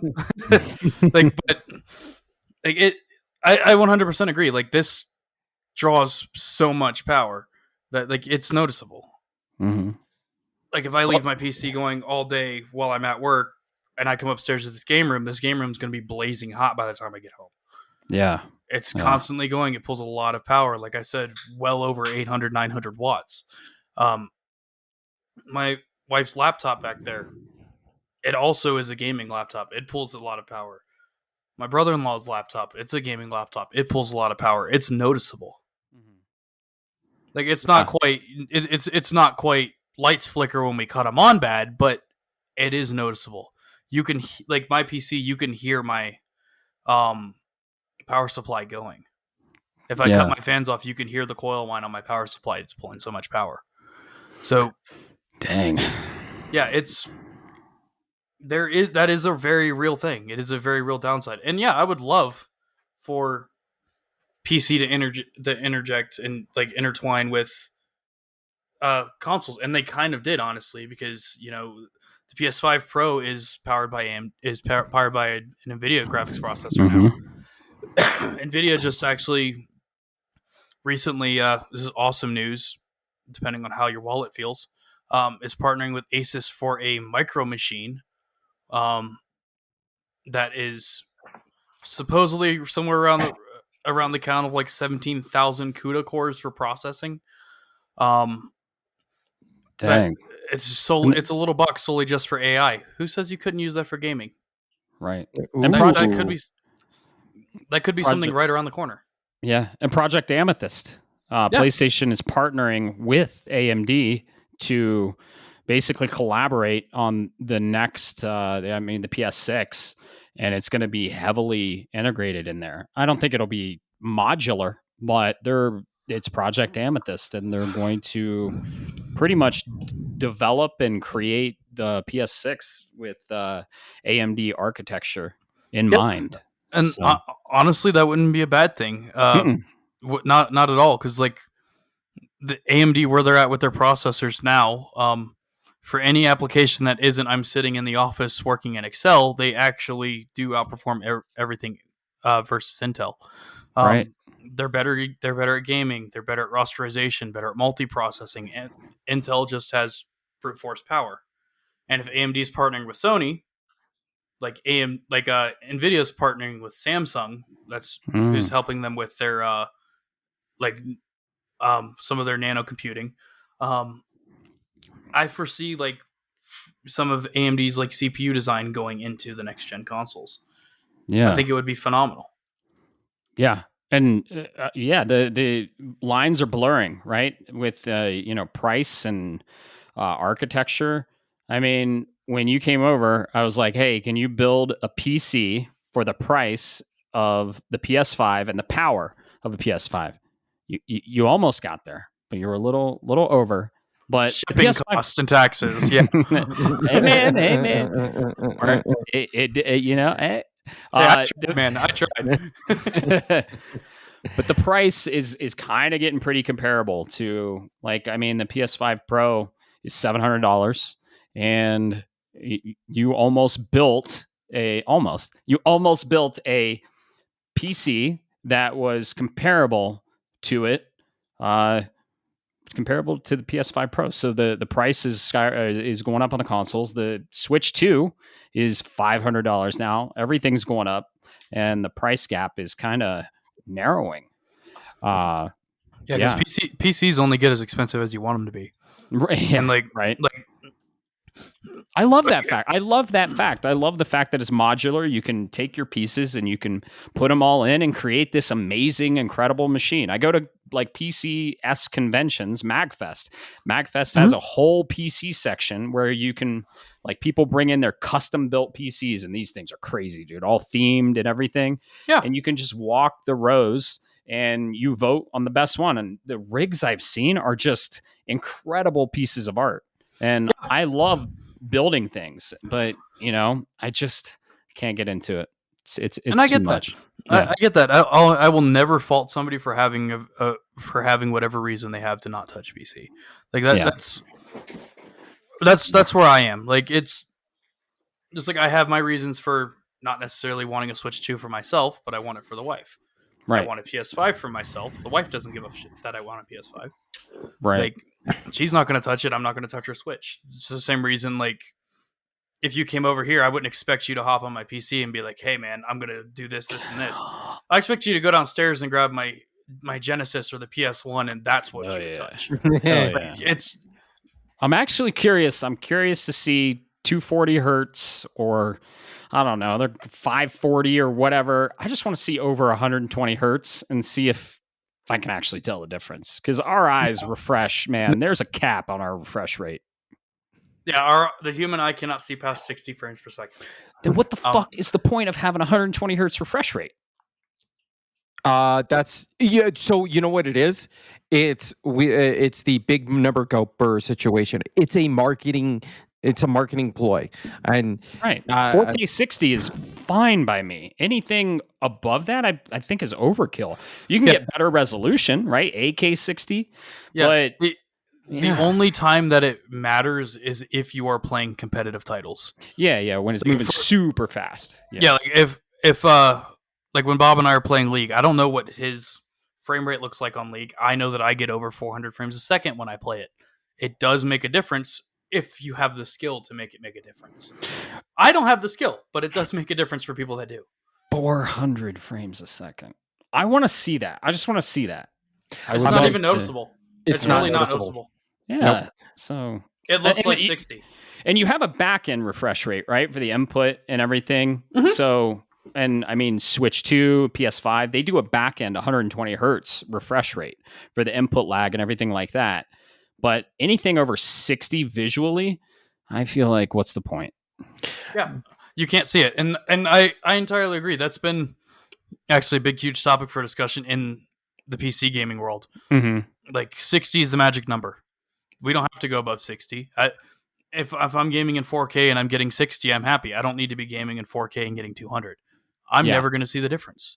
I can't wait till we get to that, native 4K, not up-resed or checkerboarded or PSSR 4K, native 4K, 60 frames a second, ray tracing. That is like the trifecta. So yeah, no, you're absolutely you're right. I like what you, because before I can hear the keyboard warriors on a PC version, I'm sorry, I couldn't help myself. I hear the actually stuff. I'm gonna go look in at this, but even if there's some kind of study that talks about, well, the human eye, or somebody's going to anecdotally say for their evidence that I can tell the difference between 45 or 65 and 200 frames. One, that's anecdotal evidence at best, and number two, you're getting into the ground of diminishing returns. It's kind of like what I've said about bingo console gaming at this point, is when we get to, why there are two games this year, or there's a couple of games, but the two that really fucking slammed home for me so far this year is Clair Obscur and Death Stranding 2. Death Stranding 2 visually looks it's much better than Clair Obscur, but Clair Obscur still is my game of the year. You know why? Gameplay is fucking king. The story. I play 2D pixelated games and will think they're better than their modern day counterparts, because you give me an Octopath Traveler and then you put it up against I don't mean to be mean, but you put it up against a Monster Hunter. Monster Hunter's good. But have you played 120 hours of Octopath Traveler where you get those lighting effects and you get that story and the mechanics? It outdoes it at the end of the day. So just make sure you don't do an Echoes of Wisdom and crash to 6 frames per second, and we're all good. Right. Yeah. And actually, Bob, like you mentioned the 6 frames per second. I was playing League with you not that long ago, and my graphics card started dying on me. Yeah, that's another very real thing. Parts will just go bad. But you can replace them. Like, you don't have to replace the whole thing. Right? Yeah, but it's that's a lot of money. Positive. It's still a lot of money. Yeah. Like, you got to remember the cost of my graphics card is the cost of a PS5. Yeah. So it's that's crazy. There's the trade-off. Well, technically more than the cost of a PS5, but that's the trade-off. My OC channel on my card completely shit itself. So I'm running it on silent mode now, and I did take a little bit of a performance hit. Was it enough to matter? No. Am I ever going to see the difference? No. Yeah. It doesn't matter. I've got enough VRAM with the card that I'm going to have way more overhead than I'm ever going to use. Right. Yeah. There's another thing I think PC gamers need to understand too. You don't need a 24 gigabyte card to play Call of Duty. I'm tired of telling people this on Reddit all day. You can play Fortnite on an iPhone. You don't need a damn fucking 5090 to play Fortnite. If I may, you actually are leaning into something that is trouble, or I wanted an angle that I kind of wanted to hit at, and I don't know what both of you guys think about this. Is you can play Fortnite on a phone, right? We look at the Pokemon announcements, because Pokemon ultimately we enjoy it, but ultimately it's for the kids. Like, that's its target demographic. Yeah, of course. You look at Roblox, which in of itself is a weird how much of a monster it is, even though it loses money after year. What do you think of this generation then, the generations that are coming? Because I've got 3 of them, and as smart as they are when it comes to TikToks and social medias and being able to do videos and stuff, at the end of the day, if I gave them basic parts and said, here, build me a fucking computer, they're going to be Patrick Starr. Okay. So I'm wondering if we're getting to this precipice. And this is where my thoughts, and I want to see your guys' thoughts, is we're getting to the precipice where it's going to be pre-built or nothing. Custom rigs are going to become a smaller and smaller shrinking market, because the new generation doesn't care that I have a $1,200 graphics card that can get 240 FPS. I don't care. I just want to jump on and play Marvel Rivals or Fortnite with my friends. Yeah, and there's not necessarily anything wrong with that. At the end of the day, that's one of the beauties of PC, is there can be guys like me that want to do something crazy, and there can also be the mom and pop that want to buy a PC for their kids so that their kids can play Fortnite. Like, there's nothing wrong with that. There has to be the two sides of that coin for this to stay alive as a gaming option, because people are just going to buy consoles. People aren't going to go out and buy PCs, despite the fact you can use them for more than just gaming. I work from home on my PC. I record music with it. Like, it's not just a gaming device for me. It's also just pretty much just entertainment. If I wanted to, I could take this downstairs and plug this into our projector, and it could be a TV. Like, there's all kind of options of things I can do with this. But we need to have. I wouldn't say that PC gaming's in a bad spot with the future generations, because there's still going to be kids that have a passion, no matter what. Like, just like I was the kid playing my parents' video game systems and playing on my dad's computer because I saw my dad doing it. At the end of the day, there's still going to be kids that are going to be curious. There's still going to be a 13-year-old kid out there 20 years from now that's going to want to pick up an Atari or a Sega Genesis or a fucking Game Boy. Like, that's never going to stop. Yeah. You just have to expose it to them. So that the parents out there, if you're a parent listening to this podcast, expose your kids to the good games, the classics. Man. Exactly. I didn't get into gaming until my dad came home one day, like, because I had already had a PS1 and a Nintendo 64 at this point. But my dad came home one day and was super excited because one of his guys at work gave him a fucking copy of Duck Hunt. And that's what got me. I was like, oh my God, my dad loves this. And like, I see that more and more with my friends that have kids. Their kids are into gaming while they're into gaming. My parents were into gaming. My grandparents probably not. Pong was kind of like a little like small thing going on when my grandparents were my age. If it was even existed at the time, I don't know. You got to keep these things alive. And I wouldn't say this generation's screwed. I wouldn't say by any means that it's going to die off. I think pre-builds have a space, and the space is for kids. Period. End of story.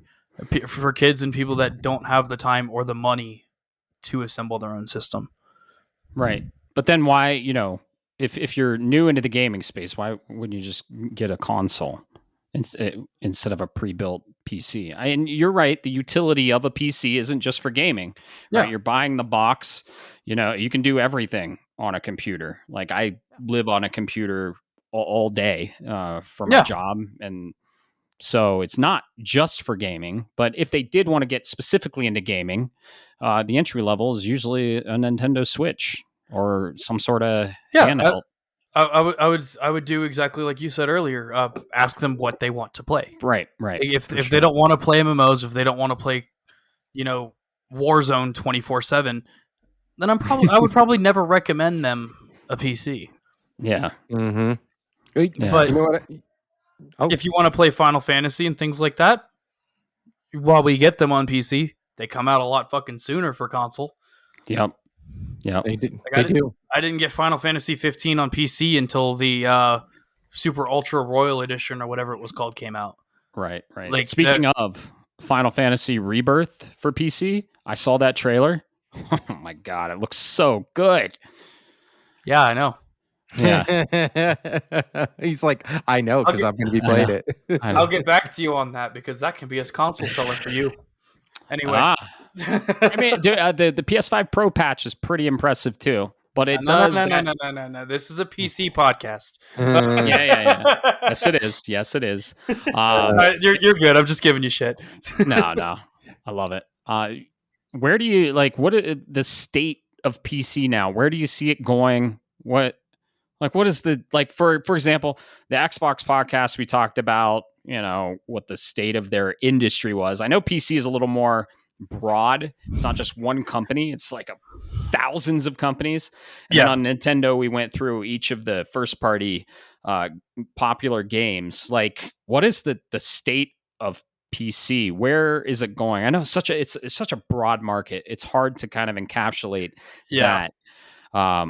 What's going on with it? Is it positive? I know Steam, it leads the show with it. Steam is supposedly coming on Xbox, and haven't you heard your PC is now on Xbox? My phone is now on Xbox. I saw that commercial. Whatever. I don't. The state of PC entirely depends on your outlook.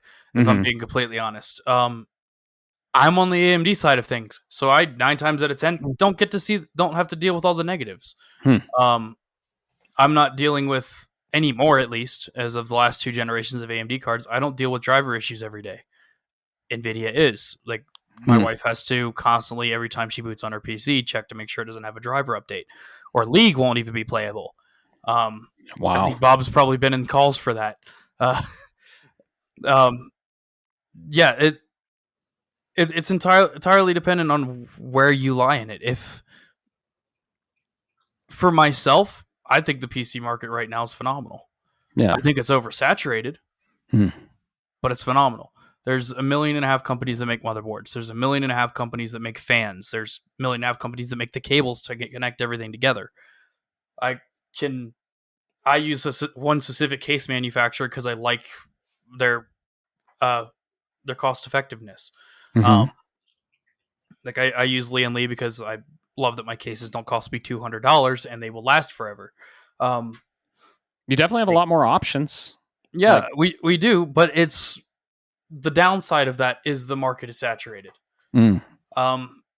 Where like PlayStation throughout the years, the biggest thing you had to worry about is for PS1 and PS2, did you have enough memory cards? Did you want a controller with or without DualShock? Will the disc read? Yeah, will the disc read? How much storage do you want? Things like that. Maybe what color? I don't know if PS5 has different colors, but not really. PC, you have to worry about, are your parts completely compatible? Are they all going to fit together before you even put it together? Or are they going to fit together? Yeah. You can get power fins. supply going to be enough? Yeah. You can get fins for PS5 to change the color, but the actual color of the PS5, it doesn't change. Yeah. Like for PC, you have to worry about every single individual little thing. So the new person can get very overwhelmed for it, and I see that as a massive negative. I knew, like, when I went into Micro Center to build this, I knew what I wanted, where I could find it, how I was going to build it, and how much it was going to cost, because I did everything beforehand. It took all the guesswork out for me. But with there being 300 plus manufacturers for literally everything, not everybody's going to have that same experience. Why, Bob? What did you want to add? No. He's absolutely right. I want to say, I think you're onto something there. There's always going to be. So it's weird how the market is quote unquote oversaturated with all the different products out there. But I get a sense, and I don't know if you see this too, where it's PC gaming is always going to exist, but I think it's becoming more of a hobbyist enthusiast style market. Where instead of being able to get in for the cheap, I mean, I could have an entire conversation about that, but instead of being able to get in for a certain price or a cheap price point, you've got to really be wanting to do it. You can't just buy a console, plug it in, let the kid play around with it, and if they don't like it, sell it on Facebook Marketplace. Now you've really got to dedicate into it. Like you said, you went into, and you touched on it, Alex, you went into Micro Center and you knew what you wanted in all of this. But that's because, I'm assuming, correct me if I'm wrong, you did a bunch of research up front on what you wanted and what kind of benchmarks you were looking for. Exactly. I knew what games I wanted to play, what games were upcoming that I might want to play, and then I wanted to future-proof a little bit. My first PC was not like that. I will fully admit that. My first PC that I built was absolutely atrocious. That was a 7th gen Intel i7 and a 1060, and that was only 10 years ago. No, it was actually my 7th gen Intel was the first time I upgraded the processor.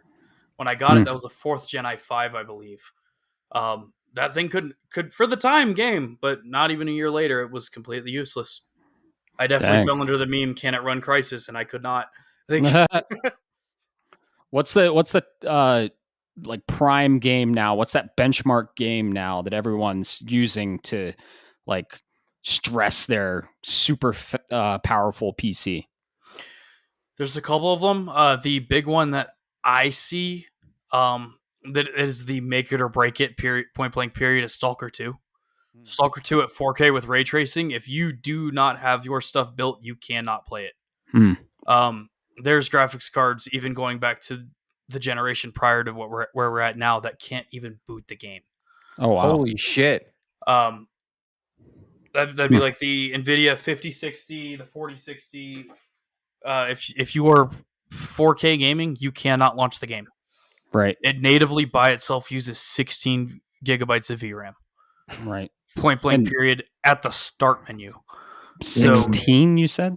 Yes. Holy shit. It's absolutely ridiculous. Yeah. Now, what a lot of people use and what I use as well, we use 3D Mark to tell us where our hardware's at. That'll give us a score based on all kinds of different factors, whether it be rasterization, ray tracing, raw power, and if you really want to put it that way, we'll use that. That's actually available on Steam. It's a benchmark software, and it's actually not that expensive. But it's kind of the industry standard on what a lot of companies, like even actual graphics card manufacturers and CPU manufacturers, actually use to test their software and hardware. Gotcha. Well, speaking of the games, right? I'm on the console of my choice, PS5, because of the games and the exclusives I can get. And you can't really play these anywhere else on launch. They eventually come to other platforms, PC. But yeah, the games are the reason I'm on PS5. You know, it's the Uncharted, it's the God of Wars, the Horizons, the Final Fantasies as of late. What are some of the games? I wouldn't say exclusive to PC because that's not really a thing. But what are some of the games that you're excited this year coming out on PC that's going to stress the hardware? You know, or what games are you excited for? There isn't really anything that's going to stress the hardware. I don't typically play AAA titles. Gotcha. But I'm far more into the indie games. Yeah, awesome. More longer running games like Counter-Strike, like I've been playing for well over a decade now. And I know that doesn't stress anything. There isn't really anything coming out PC exclusive wise that I can think of that I'm really looking forward to. I know I'm probably going to pick up Ghost of Yotei. I don't know if I'll play it immediately, but I'm probably going to pick it up. On PS5? Yeah. Yeah, that's true. When Death Stranding 2 makes it to PC, I'm picking that up. What games are you excited for on the PC? Ghost of Yotei? That'll never happen. I know. Leave me alone. Yeah, no, Death Stranding 2 will come eventually, and I'll play it. Are you interested in Outer Worlds too? Outer Worlds, yes. The Metal Gear remake's supposed to make its way over here. Gears of War remake's supposed to make its way over here. Yeah, those are really like the only like mainstream titles, if you will, that I'm really excited for. Other than that, you know, if I finally ever get Silk Song, yeah, I'll definitely be playing that. Maybe this year. Who knows? I'm hoping. You'll play it on your Xbox Ally? No, absolutely not. I'm sorry. If I want a handheld PC, I'll just buy a new phone. Because at least a brand new cell phone doesn't come with all the issues that the ROG Ally and all of the other, like the MSI claws, all have. Yeah. So yeah, Ghost of Yotei is definitely not coming on PC. Have you played Ghost of Tsushima? Because Ghost of Tsushima is on PC. Cool. Yeah. Did you? Okay. Yeah, and that's the thing, that you play Ghost of Tsushima and you're like, oh, I'm excited for Ghost of Yotei. And PlayStation's like, well, you gotta get a PS5 to play it. Yeah. So how about so you said Metal Gear Solid Snake Eater Delta, is that coming on PC? On Game launch? Pass. Yeah. Yep. That's the only way. Right. Like other than that, like I would have to go into like Steam, like upcoming titles. Actually, give me a second. I'll do that. Yeah. Upcoming releases. So, and then you're the Toho Project games. I love those. Okay. I don't know if any like it makes me seem like childish, but I do love the Toho Project games. The Day Before is actually a title that I'm waiting for. Okay. Who develops that? The day before is by Fantastic Games. Okay. It actually supposedly it came out in or it was announced in 2023, and it never actually made its way over here. Borderlands 4 is coming to PC. Yes, very excited for that one. Arc 2 is supposed to be coming to PC. We'll see.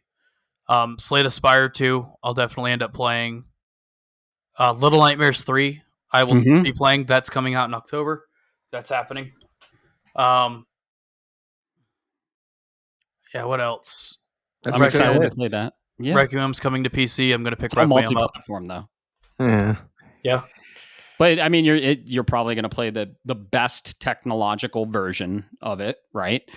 Because your rig is more powerful than a PS5 Pro. You said we'll see. So, I do sometimes have issues on launch. Silent Hill F is coming out in September. I'm going to be picking that up. I already have that pre-ordered. Yep.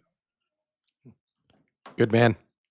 Oh yeah. Grounded 2 that comes out in just a couple days. I have that pre-ordered as well. Yeah. A lot of them are like indie games, like Alcahest. I'm going to end up playing. VIII. I'm going to end up playing. Crowsworn. Pragmata is going to be one I'm going to pick up as well. Yep.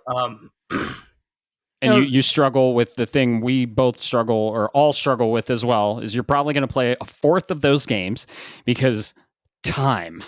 When am I going to be playing all of these games, right? Well, you just listed a shitload of games. Yeah. It's all stuff I'm going to pick up. It's a matter of when. I think in order of like when I'll actually like boot them up and play them, I think Borderlands 4 is going to be the first one. Yeah. Oh yeah. Pragmata I'm really excited for. Silent Hill F I'm really excited for. So we'll see. But like I got to find time in between work, right? D&D, playing Magic with Bob and curb stomping him. You know, the little things in life. Who was winning the other night? Just say. Yeah. I helped you build that, remember? Oh, God. Anyway, yeah, like the titles I'm excited for are not they're not PC exclusive. Sure. Everybody's gonna have access to them. Right.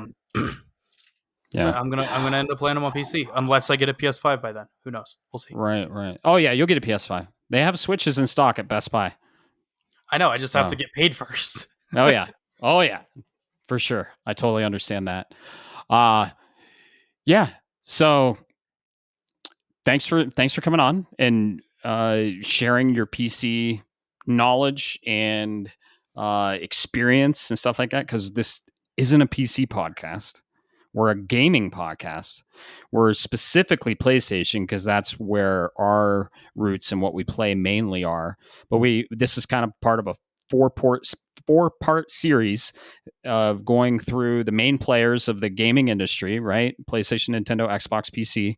And we didn't really have a lot to say on the PC front. So I really wish I had better things to say. Like I'm not really the kind. I don't have a great reason for playing PC. It's just I prefer. Yeah. But it's a different perspective, and we appreciate it. I wish I could give listeners like all the details on why it's better and like what the benefits are, but I really can't. Like the fact of the matter is, we're in a day and age now where it's no different than buying a console. If we're being completely honest. Gotcha. Yeah. I will say one last thought for you guys. Did you see this? Speaking of day and age, Commodore 64 has returned. Oh, nice. Very cool. Yeah. So I'm going to drop a link for you guys to check it out. But there's a Founders Edition that just came out. It's basically Commodore 64 for the modern world. Like you can plug in modern stuff and then link it up and everything. I'm half tempted to get the Founders Edition. Might as well. 48 megahertz turbo mode. That's crazy to hear. Yeah, I know, right? Dang. Excuse me.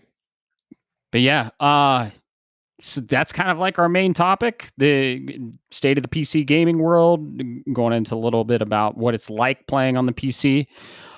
Do we want to get into the games we're playing lightly? Yeah. I mean, you're playing something on PC, Alex, right? Yeah. Final Fantasy VIII Remastered. Very cool. I'm taking it slow. I normally when I play Final Fantasy VIII, I just speed right through it. But this is my first time actually like playing the remastered. I've had it for a while, but I haven't actually gotten around to playing it. The changes are noticeable, I will say. I think I still prefer it on PS1 though, but I'm having a lot of fun with it. There's nothing wrong with Final Fantasy VIII, just like Final Fantasy VII doesn't really have anything wrong with it aside from it being overrated. I'll throw shade at Final Fantasy titles all day. I have my preferences. Yeah, it hurt your soul there, didn't it?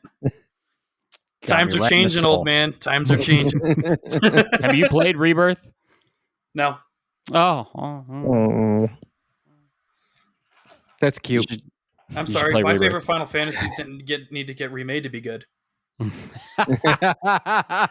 the original holds up. The original holds up. Sure, it does. The original is a phenomenal game. There's nothing wrong with it.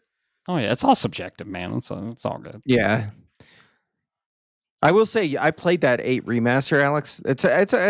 You're right. The changes are noticeable, but I kind of dig it. It's weird how like there's some modernization effect. I'm glad to hear you're taking your time on it, because people talk about Final Fantasy VIII. The joke is the best way to play Final Fantasy VIII is not to level up, and I'm like, no, that's because you're not. And I don't want to say you're not playing the game right, but you're not playing the game right. Effectively, Final Fantasy VIII is about being able to use the junction system. If you don't use the junction system properly and you just spam GF or Guardian Forces or whatever you want to call it, summons, eidolons, whatever your Final Fantasy flavor text is, you can get through the game and you can brute force it on a low difficult or on a with low leveling. But if you really want to experience what the game can do to you, really work on leveling up and taking advantage of the junction system and drawing the correct magic and linking it to your stats and playing around with that system, because you're going to find yourself in a different experience. I'm just putting that out there. Yeah, Final Fantasy VIII, in my opinion, was the first one that was actually difficult. If you didn't play 8 properly, and you decide, like obviously Bob's talking about just spamming the Guardian Force throughout the entire game. Yeah, it works, but if you want to play the game as God intended, which is to grind it out like you do any other normal RPG, the game is actually quite a bit harder than the other titles. I take it you didn't fight the weapons in Final Fantasy VII. I have. Those are fucking hard. I mean, yeah, you can break the materia, but it takes a while. You can. They're tough though. They are. They are absolutely tough. And I think that's what's great about 7 is the optional bosses. Quite frankly, are the weapons, if you will. Ruby weapon in particular is known. That is a very difficult fight. Final Fantasy VIII has some really good. It has some difficult optionals, like the Omega weapon, for example, is a really difficult fight. But just going into base final, like the final boss fight itself, you can do 7 and 6 and a lot of the others, and you'll get through it, right? It'll be difficult, but you get through it. If you're not anticipating 8, I don't know anybody that beat Ultimacia is the protagonist, the antagonist from Final Fantasy VIII. I don't know anybody that's completed that final battle in the first try. It is rough. It is absolutely rough. It is difficult. It is, how do I put this without spoiler? It is Simon style. It's been 30 years since Final Fantasy VIII came out. I think it's safe to say you could do spoilers now. No. You're playing the remastered. No. Yeah, no. Spoilers don't have an expiration date. We already got a remaster. It'll be the second one now. Yeah. But I mean, someone might be Lagoon and Unreal Engine 2. That's all. All I care about. Unreal Engine 5 for sure. Unreal Engine 5. Yeah. I don't know. Someone might be hearing this podcast, or someone might be inspired to play Final Fantasy VIII for the very first time. and the remasters out there. We don't want to spoil anything for them. Yeah, do it. So do it. Come on, like Questus is best, girl. Do it. Yeah. So yeah, Final Fantasy 8, I really want to play it. I didn't finish it. I need to. That and 12 are on like the top of my list. You want a copy for PS1? Finishing. I've got one sitting around. I have a Black Label copy. Oh, so do I. Look at you. Yeah, heck yeah. Twinsies. Yeah, you got the Legend of Dragoon though, so we're not really twinsies. We're enemies now. I didn't know you didn't have one. I mean, as big as a fan you are, I thought you had one. I'll keep an eye out. No, I have my copy that I had as a kid, which is in 4 separate DVD cases now. Oh wow! My greatest hits copy and a sealed greatest hits copy. I don't have a Black Label at all. Gotcha. If I come across one, I'll grab it for you. They're reasonably priced, or I'll send a picture and be like, "Hey, you want it?" Because I do frequent older game shops. Yeah, but I'll pull the Futurama and be like, "Shut up and take my money." Yeah, exactly. Questions asked. I would love to. Okay, I'll just pick it up then.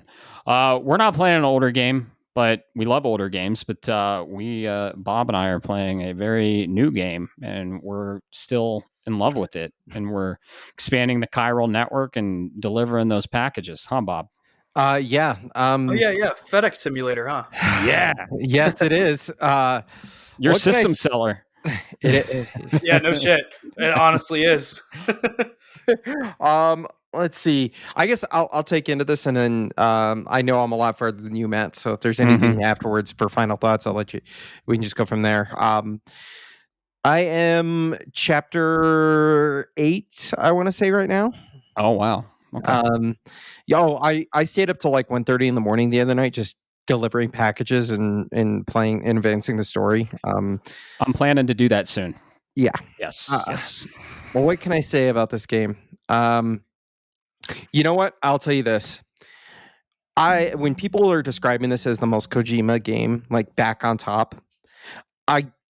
I took it as you're okay. I believe you. And now I've reached certain parts of this game, Matt, that and it's not main story stuff. It's little flavor things about the story itself, like little flares, if you will, that make me go, holy shit, this is Kojima off his leash and allowed to do what he wants from a creative standpoint.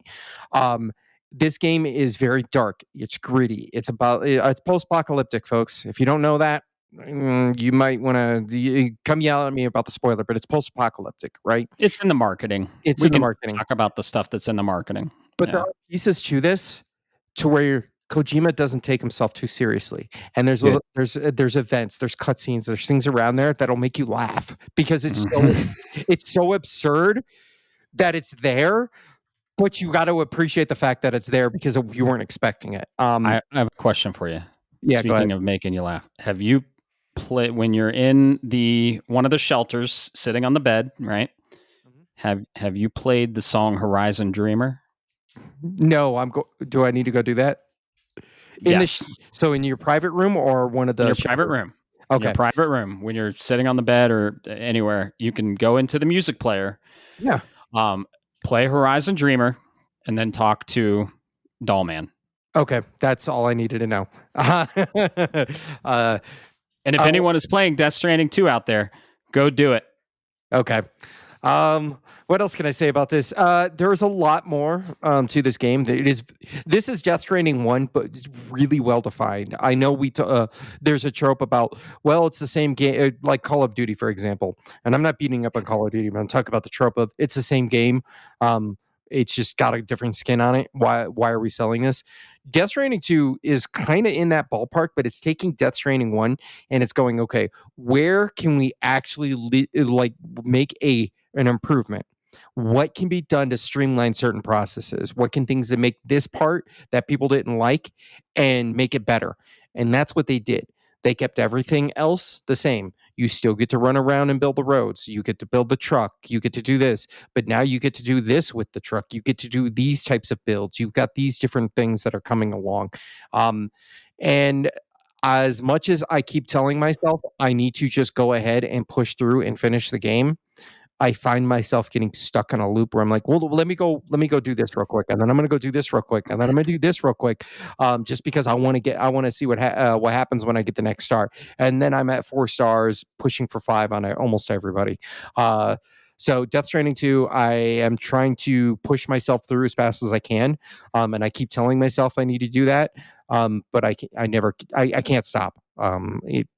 Highly recommend it. If it wasn't for Claire, this would be my game of the year. Yeah. Oh yeah. Same here. Absolutely. Claire's still my game of the year. Same. Oh yeah. We have a lot of games coming out though. It would take something absolutely life-changing to take Claire out of my GOTY contender. Yeah. Absolutely. Yeah, dude, the gameplay loop of Death Stranding. Because you mentioned you pick up other porters, other players' packages. And I was like, oh, I might as well. Dude, my encumbrance just maxed immediately, even on like the stuff I have, the vehicle, right? Yeah. And I found myself just wandering around, just delivering packages. I'm like, I should probably get back to the main story. And that's I'm still about 35 hours in. I plan to really dive in this week and next for sure. I mean, I think I'm gonna knock out almost 80 hours in 1 week. I'm planning on it. Just a binge, dude. I don't want to rush it, but I have some catching up to do with Death Stranding, and we have a lot of games coming out that I'm excited for, that I need to prepare for. But yeah, everything I've seen, I'm on episode or chapter 6, so you're 2 chapters ahead of me, and the chapters are long. They really are. I do want to give a pro tip for anybody that's maybe playing or thinking about playing. Just take this piece of advice. The shelters, as you get them upgraded, take all of the resources out of them, because you can store those resources in your ship, the Magellan. It's in the marketing material. You can store everything in your private locker there, and that will allow you to help with rebuilding the roads or whatever you got going on. Trust me, you do not want to trek halfway across the map because you need 3,400 ceramics. I know. Ask me how I know. All right. Here's a question that I don't know. Does the Magellan have a limit to the resources you can put in it? So there are 2 different contexts in this phase. So you can store materials in the Magellan like you would any other shelter. Yes. But there's a limit there, but there's a private locker. Mm-hmm. And there's no limit there. There's no limit there. God, don't tell me that. I'm just one alone. I'm probably sitting on almost 7,000 resin inside of my private locker in there. Holy crap! All right, okay, that is a good pro tip. Another tip I actually gave you, Bob, is follow the golden path as much as possible, because you're going to get so many new tools to do the deliveries you would have otherwise done with the lack of tools in the beginning. You're going to get so many more new tools where you get these and you're like, fuck, this makes it so much easier. So just keep following that golden path, dude. Play it how you want. Go explore, do whatever you want in this game. Throw on some music and just vibe. It's a cozy game. It's amazing. It's one of Kojima's masterpieces, but follow that golden path to make deliveries 10 times easier. So, and I can't wait for you to start playing it, Alex. Soon. Oh, I can't wait to start playing it. Yeah. I liked the first one, and like I've said before, it's not really my cup of tea. But I think the graphics alone got me. Oh, that opener. Because was pretty crazy. I'm really big on if a game is artistically pleasing, sometimes it's all it takes. I don't particularly care that some of my favorite games aren't the greatest games in the world because they look pretty, and pretty colors please the tism. Yep. So, yeah, Death Stranding definitely really gives me that, and it's absolutely stunning. Oh yeah. Anything else you're playing on PC besides Final Fantasy VIII Remaster? League of Legends, because we just got a new champion and a new patch. That's cool. So League's always in my constant rotation. Counter-Strike's in my constant rotation of games. There's one, like, this is where I'm going to sound like a total nerd, because I've got 6,000 hours in this Wow. Yeah, this so I'm really into visual novels. Specifically like the Clannad franchise is one of my favorite anime. And everything Key Visual Arts just does is just gorgeous. I picked up years ago Tomoyo After It's a Wonderful Life. And I'm trying to get all the trophies in that. I'm now a little over 6,000 hours into it, and I still don't have them all. Wow. Oh, that's crazy. Dude, 6,000 hours is nuts. My most played game of all time is like 2,500. I've got more than that in World of Warcraft. Shit. I'm in probably the tens of thousands of hours in WoW. Wow. And like Final Fantasy 14 only keeps track of launcher time, but I can tell you how long I've spent with just the launcher being open. Like, and it's normally open for all of 2 seconds. Final Fantasy 14, I have clocked 2,263 hours in the launcher. That's just the launcher. Yeah. That's crazy. That tells you I'm very dedicated as a PC gamer. Like when I say like That's awesome. The MMOs are my reason. MMOs are my reason. Yeah. Like if you compare it to Final Fantasy 15, where I have 9 hours, it tells you where I fit in these games. Gotcha. Because I'm already at 35 hours in Final Fantasy VIII Remastered, and I started playing it 4 days ago. Wow. Well, it's awesome that you have that many hours, dude. That's impressive. No, dude, that just means I was way too single for way too long. I had no life. Nothing wrong with that. The wife keeps me in check, though. I don't quite get my 12 hours of gaming after I get off work anymore. Thank God. Oh yeah. Well, we really appreciate you being on this episode, and we've dove into more PC stuff than we ever will with any other episode. I assure you that. But we really appreciate your knowledge and your, I'd say, expertise, because you know your shit. And most importantly, Bob, you were talking about keyboard warriors. Let's see it. Bring it on. Become a keyboard warrior, and I mean, be nice about it, right? In the Discord, don't be an asshole. But let's hear your thoughts. If you're a PC gamer, you can only be a keyboard warrior if you can type faster than I can. Right. We want to hear your thoughts. Do you play PC? Do you not play PC? What do you think of PC? Why don't you play on PC? Why do you play on console? What are your favorite things about PC? What are the negative things about PC that you don't play on PC? The reasons. Everything about PC. Yeah. Or anything. Like, is a hot dog a sandwich, you know? No, absolutely not. Yes, it is. No, it's not. Ask that on the Discord, and we'll talk about it on next episode. Oh, you know what? We got it. I apologize. There was a question that was in the Discord. Oh, well, shit. We got distracted. Do you guys want to just knock it out real quick? Yeah, let's do it. Okay. Yeah, I totally forgot about that. So who wrote in? This came from AltR23.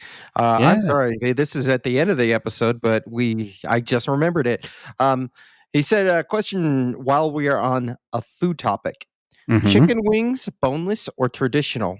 What sauce are you choosing? Or are you getting them plain with dry rub seasoning? Flappers or drums?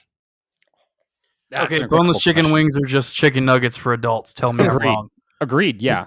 Boneless chicken wings aren't chicken wings. They're chicken nuggets, and I love them as equally. But yeah, I agree. Who wants to take this first? Matt, I see that look in your eye. Let's get that started. Right. I love boneless wings and traditional. I don't think boneless wings are wings. They're just kind of chicken nuggets. I love them both. I'm gonna go with the flappers. Flappers, 100%. Yep. They're easier to eat. I think you get a little more meat. You can just do the thing where you just like skin them right off and get all that meat.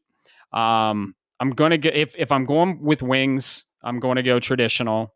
I will do boneless, but I don't even consider them wings. I think they're just chicken nuggets. Eat them with a fork. Still delicious. The sauce still gets in your mouth. The sauce I'm going with is a hybrid. It's definitely a wet sauce. I like dry rub. Wings are some of my favorite foods ever. We need to go get wings now. Beer and wings are the best. But I'll probably have a hybrid of barbecue, like a smoky barbecue, and a hot buffalo. And that's the sauce I'm gonna do. Very traditional. Yeah. I do like, garlic parmesan, and I'm the kind of guy that if I'm feeling up for it, I'll get the ghost pepper, scorpion pepper stuff, the super hot sauce on my wings. But yeah, that's a great question. Definitely a huge fan of chicken wings, and that's what I'd go for. How about you guys? Okay, so for me, that's a really easy question. Like, yeah, I'll eat boneless wings. Yeah. The wife and I will go to Wingstop and we'll get whatever wing deal's going on. Normally, it's boneless. I don't care. Chicken nuggets. Yeah, I prefer flats.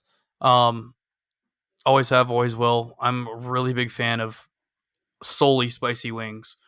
For me, like a good mango habanero goes a long way. A good, like, nice, good Asian hot is always really good. But if I gotta get dry wings and it's an option, like just a good dry lemon pepper wing's also really good. I can't really complain with any of those three. Most wing places carry one, if not all three, and if they carry all three, I'll get all three. Good. That's a all right. I guess I got to be the different one of the group. Once again, boneless wings are good. But they will be. This is where I think it's different. I think boneless wings are great with a wet rub. So if you get them a nice lathery sauce, I can pick it up with the fork and eat it. Right. But so but I prefer traditional. I am a dry rub kind of guy on a wing. You get me like you said, the lemon pepper. Alex said with that lemon pepper, or you get like an Asian ginger garlic rub, or even the local grocery store here. Well, I say local, but it's the Safeway that's near my house. They've got a lemon pepper dry rub wing that is out of this world. You get that crunch. It's kind of like eating it kind of reminds me of a salt and vinegar chip almost, because you get that crunch with the outside. Yeah. I'm not a flappers guy. I don't like the double bones. I want to be I don't want to say cannibalistic, but I want to be just visceral and take a big bite and just work my way around that drumstick. There's something enjoyable about that. The big bone. Gotcha. Yes. Yeah. Don't worry, I'll make you choke on it later. Oh my God. I'm telling your wife. Now I want wings. But now all of that to say, now I want wings, damn it. This is what I get for having this question at the end of the podcast. Yep. But no, thank you, LTR23. That was a really good question. Keep sending them in, guys. We'll keep reading them off. We normally do it at the beginning of the episode, though. Yeah, we sometimes do it in the housekeeping section, but we can do it at the end too. Wherever. We love the food questions. We were just at a brewery, Metric, rest in peace. They had one of the best wing food trucks in the Springs called Flighty Fowl. And they actually have award-winning sauce, and it's a peanut butter and jelly wing. And it's like maple bourbon jelly with like a peanut sauce all mixed in, and then they crust it with chopped up peanuts, and it was delicious. So I like going crazy with the wings too. Yeah, I could do flats or drums. It's really, but I do prefer the flaps. So yeah. Thank you for that question. That was awesome. That's a real question. Yes, it is. That's Keep the food questions ones coming. Yeah, we're foodies and we love the food questions. So yeah, this has been episode 13, PC centric episode.